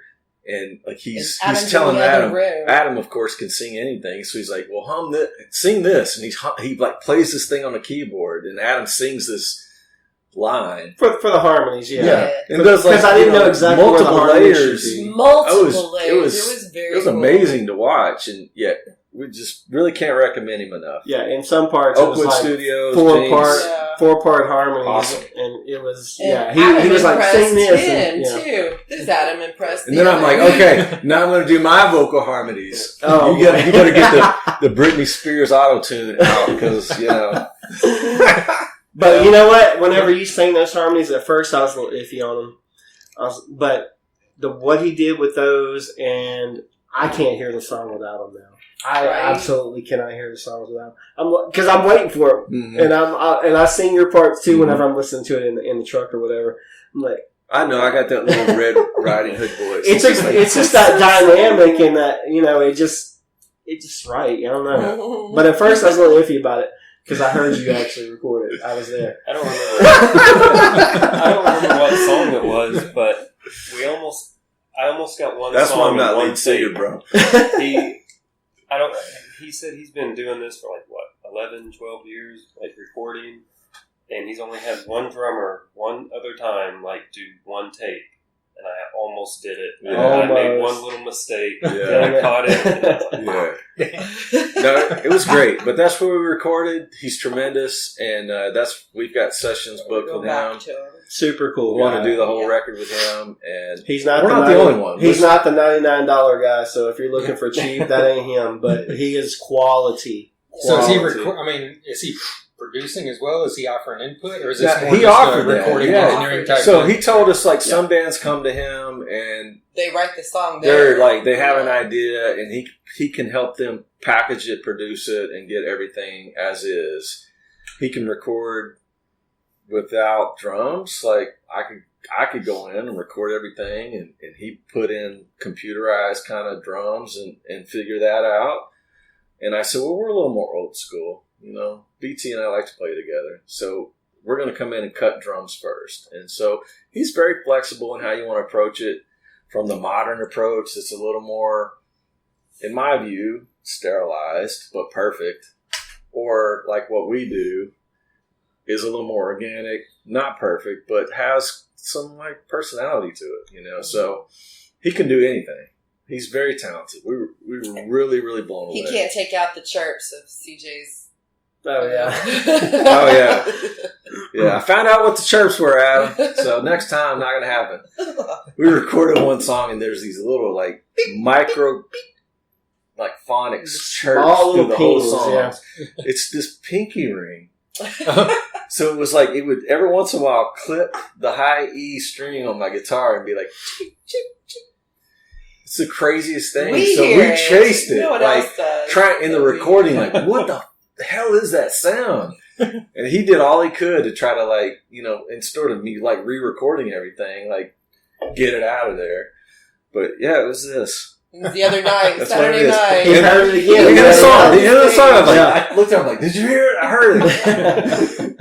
I'm It's just nodding yes. It's just that I'm pick here nodding it goes yes. across that high E string and just, it's like a harmonic. It's a weird, like, I can't even describe it. It's just a high pitched chirp. So in July, you got to remind him to take it out. Take the Yeah, the next recording, Damn it's it. out. Yeah. Yeah. Mhm. It's almost like when your fire detector has a low battery and you hear the little Oh, chirp. yeah. Right. That's kind of what it is. Yeah. So are you manage Fist of Rage? Are you managing Dime Store Riot as well? Well, Or just technically, my management fell out when I became the bassist, but no, yes. Okay. So I'm not managing Dime Store Riot. Okay. I am leading the booking on Dime Store, and we are available for booking. And contact us at dimestoreriot@gmail. Dime Store Riot Band. dimestoreriotband@gmail.com for booking. And also, you can also contact Fist of Rage at fistofrage918@gmail. Right. For Dime Don't Store look at me. booking. For Dime Store booking. I think that with this group of people, we all have influences in our lives. And so if anyone can bring someone to the table or open a door for us, I think we're all welcome to that. And the same thing goes with Fist. This point in Fist has been going at it since 2007, so 2006 technically. And, whatever doors can be opened by anyone is a welcoming thing at this point from any band member. Well, being in two bands at the same time, I know like It's Fist of Rage awesome. is playing this weekend at Yes. Rock the River. Like Yes. what? I mean, is it easy to balance so far? Or? So far, it has been, and I know that there are toes that I cannot step on either parties. So it has been a balancing act, and part of being able to book both bands that helps me juggle both. But I find myself in a disposition where I want to book both bands for the same event. Right. And even though I think both bands would be okay with it, I think that they're also kind of like, frowning a little bit. Like, do they want their basses playing back to back, in the same sets? So now I'm booking for events where Fist can play one night and Dinosaur Riot can play the other night and balance that out. But ultimately, it's not. No. Yeah. You don't get her tonight. We get her. That's We right. get her. Right. I'm sure he brings a little more influence too, right? So CJ does, and Adam brings a lot of influence, and Brian's got influence. He just hasn't tapped into it yet. We'll work on No, it he for did. it. Yeah. Well, the KMOD stuff definitely, I think, has been a big influence from him. No doubts. But Shout out We to all Brady. bring- Keep yeah. playing us, man. Yeah. And if there's a battle of the bands for Rocklahoma, just go ahead and automatically put That's us what I'm on that saying. bill. yeah, I heard they're not doing that. They're not. Yeah. Well, that's Promotion lame. issues or something. Lame. That's what I heard. yeah. And you guys, I guess, started this band a couple months a little too late. too late to hit Yeah. up. Oh, Doug Burgess, well, right? we Yeah, did but hit him hey. up. But We let's did just hit throw him one up more anyway. out there. Doug Burgess, he's a sponsor, isn't he, of Thunder Underground? Yeah. Yes, he is. Doug, let's get Dime Store Riot out there for Rocklahoma. Come on, man. Any You can band do drop this. off? First in line. First We're in first line. in line. Should be.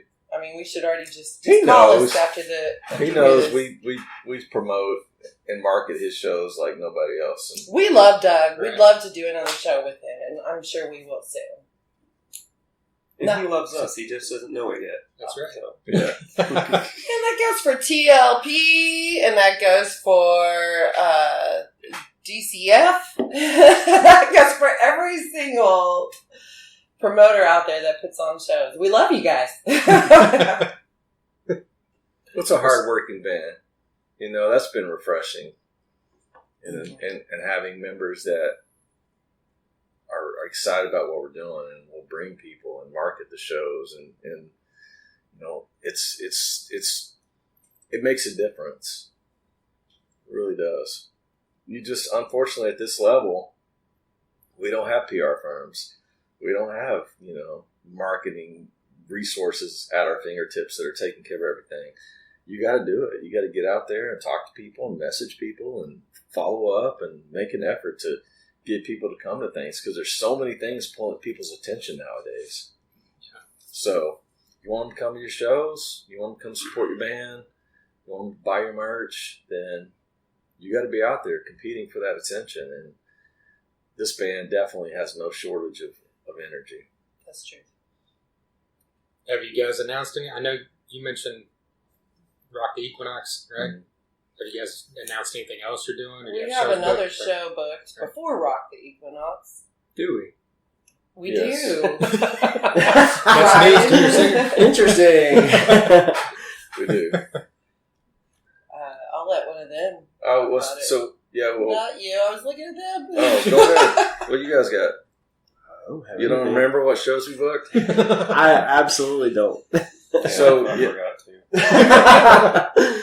we So got. we're going on tour in Europe. I got No. No, we're not. No, we're not. Yeah, Yet. my intention is everywhere. So So I think September 23rd, that weekend, we're going to be one of the support acts for Josie Scott. oh yeah, It's that- live yeah. You remember now? I remember now. You remember now. Hey. Us and Shelter in Place, and then whatever else they round out the lineup with. I haven't heard. Is that yet. Venue Shrine? Right? Yeah. So Yeah, we'll We be okay. can trying. book Fist of Rage if they want to. So September 23rd is that, and then the following weekend we will be at Rock the Equinox That's right. on that Saturday. Shout out to Lord. Early. Shout out So- to Lori. That's Yeah. right. We'll play early that day, but that's what's coming up. And, you know, we haven't decided if we're going to really push for anything in July and August before then. So if we do, you know, wait and see. But I know I want to get in the studio, and I think we've talked through some strategies on that. And that's the main thing, is to try to get a few more songs recorded. And if a cool show comes along, then great. I'm hoping a show comes open at the Vanguard, just because it's an all-age venue. Oh, for Agreed. sure. You know, Yeah. I would like to get some more younger crowd in there to hear this. So I feel the same way. that's a cool venue just to play no matter what. So We can make that happen, Brian. let's make that. All right. And then once we get the CD, then I think it's, you know, let's start branching out. Let's go to Fort Smith and Fayetteville and Wichita and then Kansas City and Dallas, and we can slowly start making the circle around the region. But we need something to be able to market a little more. Yeah, I remember one time I talked to you about grind, and you mentioned only doing a few shows a year in Tulsa. Is that kind of the idea you're thinking about Yeah. here? So Same it's more way. of an event type thing? Or- Same way. I mean, now, as a new band, it's a little different. We need a lot of eyes on the band. Right. You got to get out there and let people see and hear you. So this first year, we're open to taking maybe a few more shows than maybe a more established band like a Fist of Rage or Grind or a Driver would have been. But, you know, once you kind of get some establishment, people have seen and heard you, then yeah, I think that's the smart strategy, is really to kind of pull it back and be very selective locally about what you do. Yeah. But right now, you got a cool show. Hit us up. We might be willing to do it. Well, let's talk about you for a minute, real quick, before you change the subject back to us. Yeah. You said earlier this was your eighth year? Yeah. Eighth annual. Yeah, Congratulations.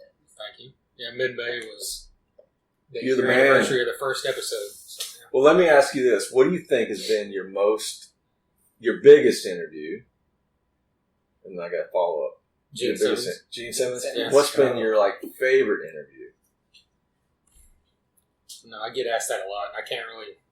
There's several that I like. Okay, I mean, well, like, what's your most memorable interview?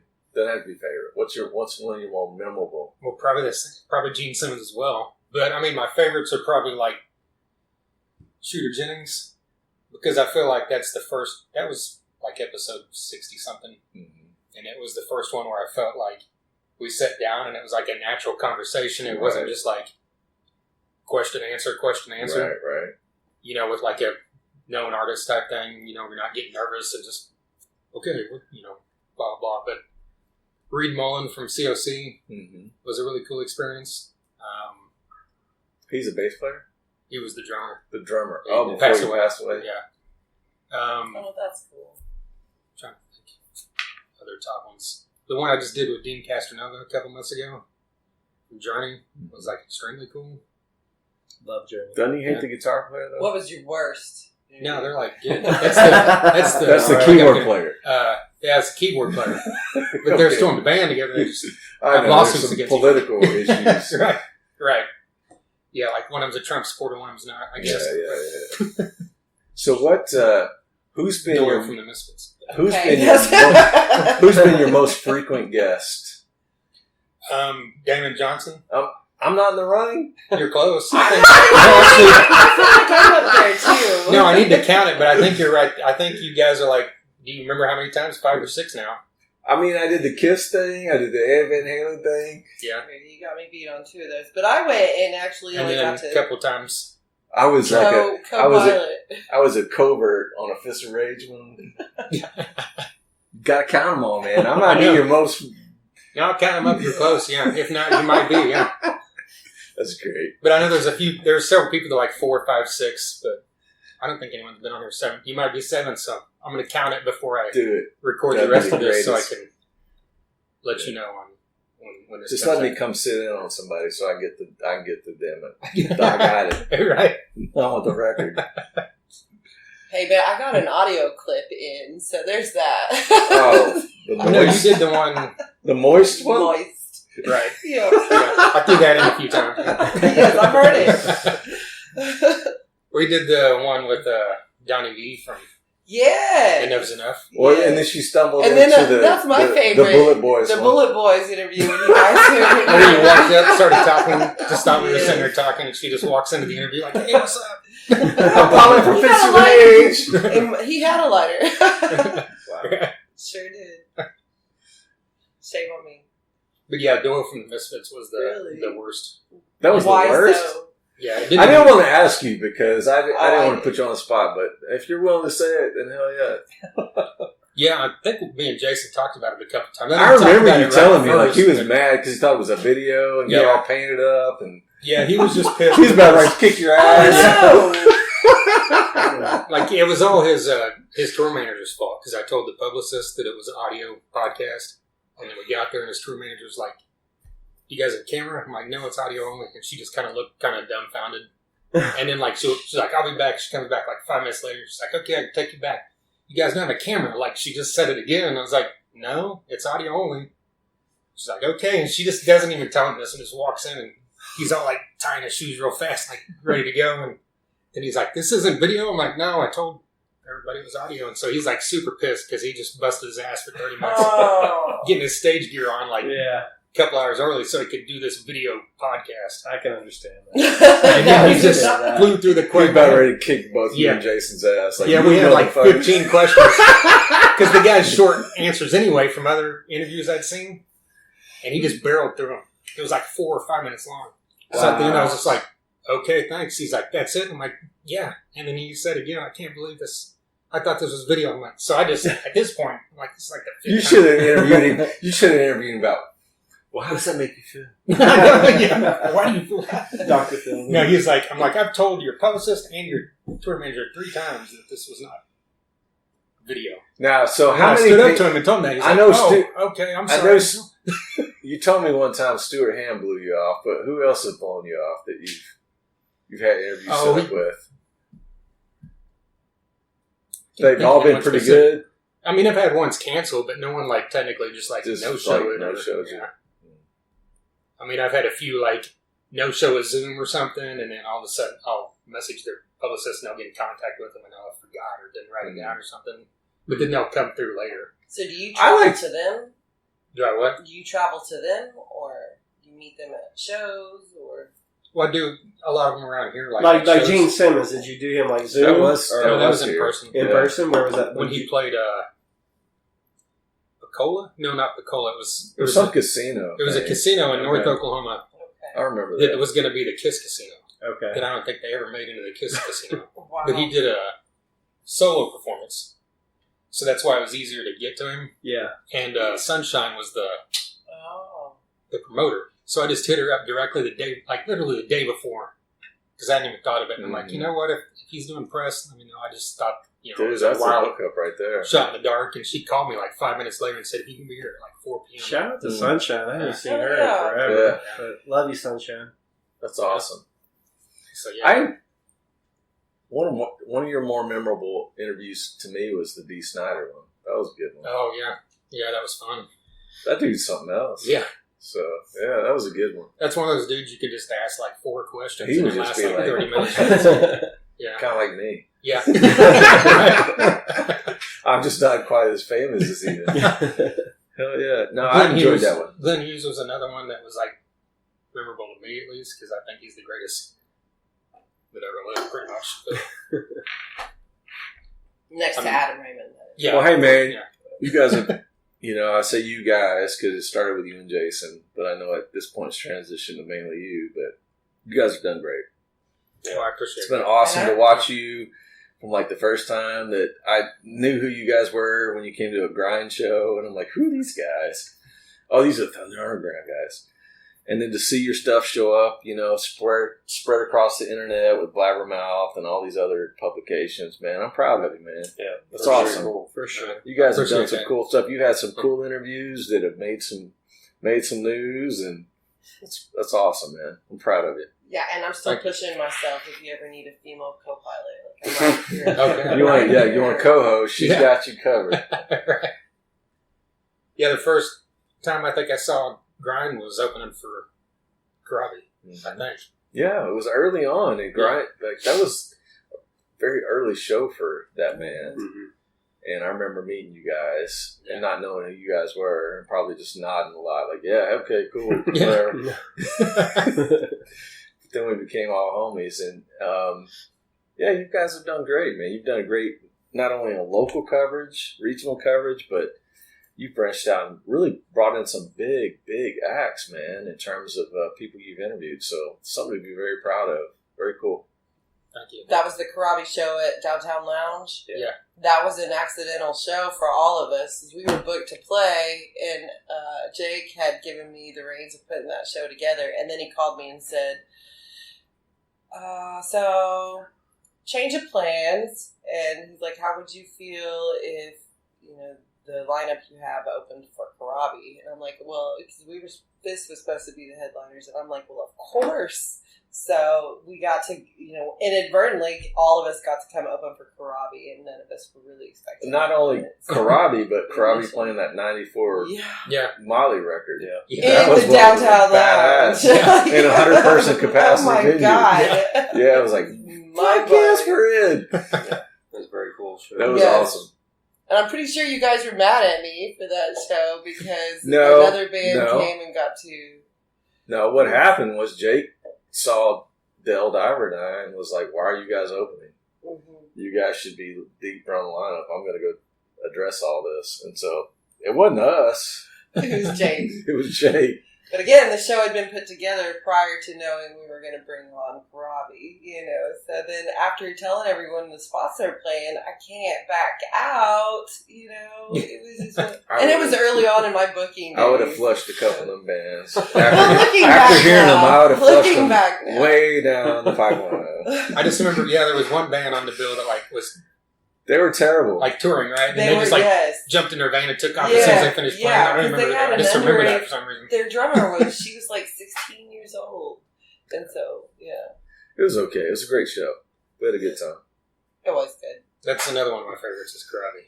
Yeah, But I Karami, interviewed he's him great. at He's another IDO storyteller. years later, but He's a storyteller from, you ask him a question, same Yeah. thing, you're going to get. yeah, that was like an hour and 20 minutes. And I'm like not used to going He's to a such a venue great and guy. it's lasting that long with the Yeah. touring artists because it's like 15, 20 minutes because they got other shit to do. Right. He just sat there and I avoided ever asking anything about Molly Crew because I love that guy so much. I know a million other things. And he brought it up and talked about it for like 20 minutes without me even bringing it up. I discovered him through Scream, in the early 90s, and thought that, that Man in the Moon song is just phenomenal. Even to this day, it's still just a great song. Yeah. What I did not know until many, many, many, many years later is that most of that band was from Racer X. Yeah. That blows my mind. That's Racer X behind him playing that band. Yeah. But he's had a great career, He really and then when we played with him that night at Downtown Lounge, and he came in that first Power to the Music, he come in with those vocals. It was like, that's what a rock star is supposed to sound like. Yeah. This guy is phenomenal. It was so great. Yeah. I'm so glad we all got to see him in such a small place because it was so good. And his son is the drummer. Right. And I told him as they're setting up, I was like, hey, if you want to set this out, I know this album front to back. I'll replace you right now. So he's like, well, now I'm going to be a little nervous. He was staring at me the whole time. Yeah, I was like, I'm going to be watching you. Yeah, that kid said he was practicing day in and day out to be sure that he was on top of his. It's funny because that record just bombed Yeah, in but the it's just so 90s. amazing. But today, like, When you, all of us fans are just like, when that you record talk was to so anyone great. about Motley, everyone says that's their best album. Agreed. And I'm like, I don't understand why they just It's everyone a good record. shit on it when it came out. It just wasn't. it was initial reaction. You had the grunge thing. It was the going, name only Yeah. because and it wasn't Vince, and it just people just were just not into that kind of music right then. Yeah, to me, to this I mean, it day, actually, the music-wise, I think would have fit because that was the middle of grunge and it was heavier like that. I love It's it. But just- they should have just had a little more faith. Because it was in the name Motley Crue, I think, is what doomed them. Yeah. It was I a was killer hoping they would record. put out at least one more album with him, but I'm happy to. Well, the next record. There's music out there that's. I was going to say, according to Yeah. John From Generation Corabi, Swine. the next record he wrote half of it and played on half Yeah. of it. So And he recorded like all of that Generation Yeah. Swine, but it never. a lot came of out. that Generation Swine stuff was his stuff, Yeah. but just wasn't him singing it. Yeah, a friend of mine who was a drummer as well thinks that Power to the Music is Tommy Lee's greatest performance ever. Really? What would you think? Hmm. As a big Tommy Lee fan. His drum sound, like every song is just like, to me, that's my favorite album that he's ever done. Like everything after that has just been kind of just mediocre. Like he's not putting 100% into it. That album, I felt like he was just pulling from everything and just put everything about him into that album. And like even that was my first time I seen Motley live was when they played that tour at Mohawk Park. Yeah. And I was like, why can everything after that, like the sound, like just it was just so big, if that makes any sense. It was just a big sound that he brought.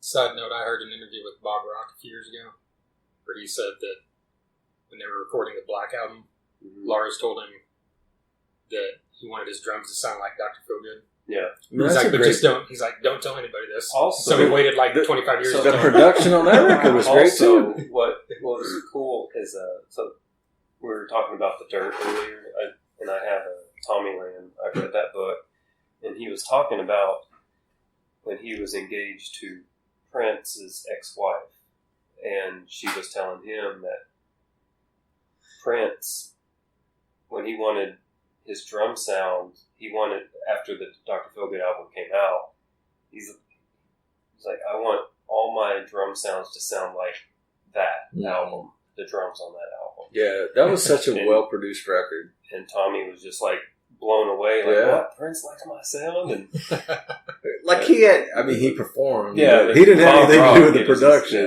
just- Right? No, it was a great sound, man, without a doubt. Bob Rock was he was the man back then. So, before we cut, you heard the single. What's your thoughts on it? What does that remind you of? Anything? I mean, at the It's first, not a trick question. yeah. When I first heard it, it slightly reminded me of Stone Temple Pilots, not vocal wise at all, music wise. But then again, I think that is YouTube because I kind of got that from Grind a lot too. Mm-hmm. Same thing music wise. Mm-hmm. But I just love the fact that it's so groovy, yet the vocals are so melodic and huge. It's hard to really compare it to someone, even though it's like, it sounds familiar, but it doesn't sound familiar at the same time. If that makes That's sense. a good thing. Yeah. Agreed. That's a great way to describe I like that answer. Yeah. it. We'll accept your answer. And I didn't even think about You mentioned Alter Bridge earlier, and now that you said that, I can instantly kind of hear that as well. Oh, with Miles Kennedy. I've heard it from several people. Yeah, I've heard it also. Like, there's a couple of guys at my gym. I'm like, hey, you need to go. We finally released this. Go check it out. And the next time I seen them, they're like, "Yo, your singer sounds like Miles Kennedy." And I was like, "You'll like that. Yeah. I think you'll like that." Yeah. I mean, if people want to compare it to something they know. Yeah. You know, I think Adam has his own voice, but It's just natural. what are you going to compare it to? I mean, I don't know. I wouldn't hate being compared to Miles Kennedy if I was a singer. I mean, Oh, he's a tremendous yeah. singer. Absolutely. So that just kind of shows the power of the melodies and the power of his voice that's coming through. So that's great. But we definitely heard that. I was just curious what you thought. Well, final question for you. Have you convinced him to do a cover of Long Way to Love yet? Oh my God, he would kill it. Yeah. Yeah. Maybe we should add that. Maybe I could convince this band to do that. We did a cover at the first show. So shout out to the Revolutionaries from Little Rock, Phil Houston. We covered his song,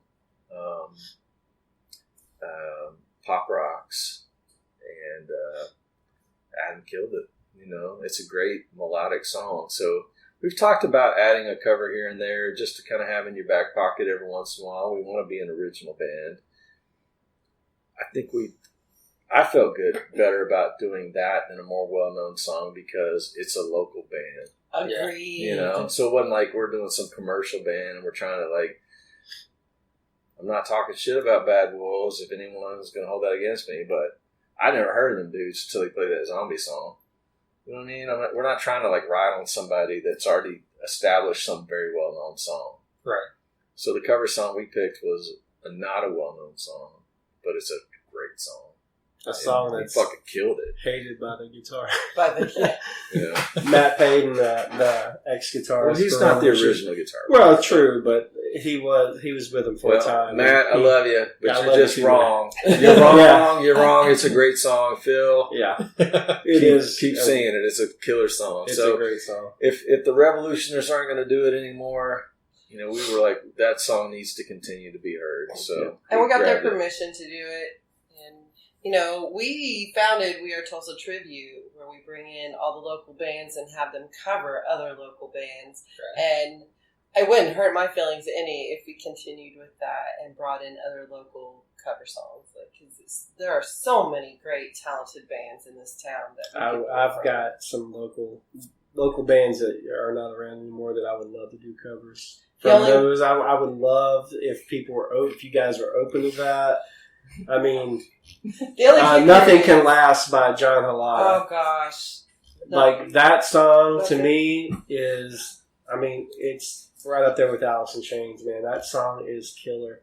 But I spoke with his wife a couple of years ago because I wanted to do something with it, and she was not receptive to that. So, unfortunately, I don't know the legalities of doing something against, the surviving spouses, against what they really want, their wishes. So, sure. But it's a shame that song has to die with him, and all of his music. But it was such a beautiful song. I thought it was definitely one of something very special. That's why I went to their shows. I literally went to hear that one song, and not to poo poo on the rest of their stuff, but that was the song that drew me to them. So.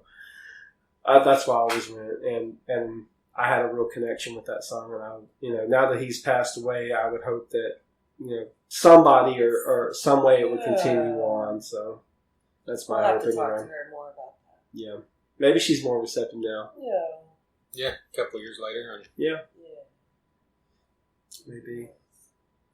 Well, anything else you want to throw in before we call this a wrap? I'm good. All right. I think that's it. I appreciate you guys doing this. It was good to Thanks for having us. Yeah. Talk about this band and looking forward to see where you guys are going. Follow us on Facebook. And Dinosaur Riot and Instagram and all that stuff. We need Facebook followers because, everybody looks at the numbers. So go out there. You can find Coldest Winter on any streaming platforms. It's out there. And share it. Buy it. Share it. Like it. Love it. all of that good stuff. And you guys have merch already? We did. We do. Okay.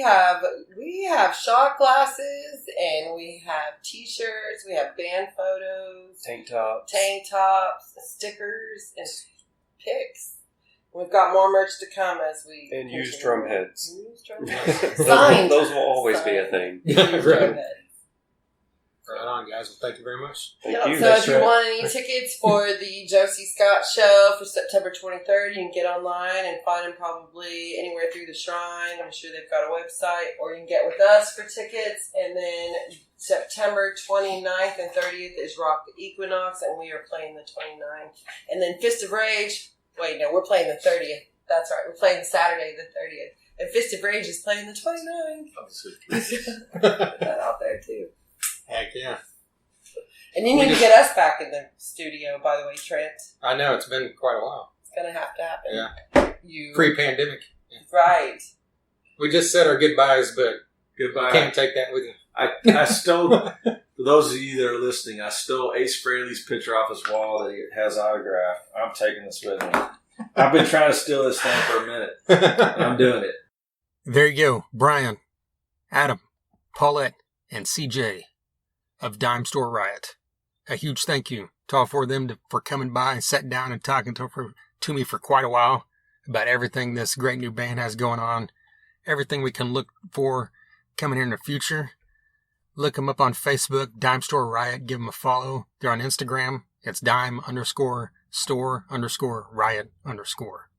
So there you go, Dime Store Riot with the 3 underscores in there as well. Give them a follow. Download that song, Coldest Winter, and look for all this great stuff coming soon. Look for the shows coming up. They've got, like they said, Rock the Equinox. They also have a show with Josie Scott, like they mentioned, coming up later this fall. They recently had their debut show at the Shrine. It was nearly sold out, as they talked about there in the episode. For those of you that did get a chance to see it, I've seen some videos. It looked like an amazing time. Can't wait to see them live and check them out. See everything this band has going on. So for those of you that are just now listening because you're fans of Dime Store Riot and haven't listened throughout the years, like I said there early on, there's so many artists that have been on here throughout the 8 years. 378 episodes, or 77 episodes prior to this one that you could check out. You know, we recently had on Phil Lewis of LA Guns. Came back for a second time. He was on here before with Tracy Guns as well. We also had one recently with Dean Castronova, the drummer of Journey, the drummer of Bad English and Hardline. Used to be Ozzy's drummer as well. That was a really, really fun one. Terry I. Lou from Great White and XYZ was on here not that long ago. Greg Upchurch, the drummer for Three Doors Down. Let me think. Robin McCauley has been on here 3 or 4 times now. Frank Hannon from Tesla has been on here 4 times. Brian Wheat of Tesla has been on here. I've also had on Todd Kearns of Slash featuring Miles Kennedy and the Conspirators. Justin Foley and Mike D, both of Killswitch Engage, have been on here separate times. LeJean Witherspoon and John Connolly, both of Seven Dust, have been on here at separate times. Mike Dean and Reed Mullen, both of Corrosion of Conformity, were on here at separate times. Trevor from the Black Dahlia Murder was on here a couple years ago. Josie Scott, like I mentioned a minute ago, from Saliva was on here last fall. We also had on R.J. Hill of Hellstorm, Russell Allen of Symphony X, John Waite. I mean, that's pretty wild. That's something I never thought I would be saying. John Waite was on here. That was a fun one. Vanilla Ice was on here once. That was extremely fun. It was an extremely weird night. Absolutely love telling that story to people. Let me think who else. Shooter Jennings, which is one of my favorite all-time episodes. Jim Wilson of Motor Sister has been on here 5 times now as well. Ty Tabor of King's X was on here about a year ago. John Cooper of Skillet. Jeff Tate, the original voice of Queensryche. Paige Hamilton of Helmet has been on here a couple times. Danko Jones has been on here. One of the most underrated rock and roll bands on this planet. Joe Cotella of Dead has been on here a couple times. Kevin Martin of Candlebox has been on here a couple times. Like I mentioned, DEB Concerts up front. Doug Burgess has been on here several times.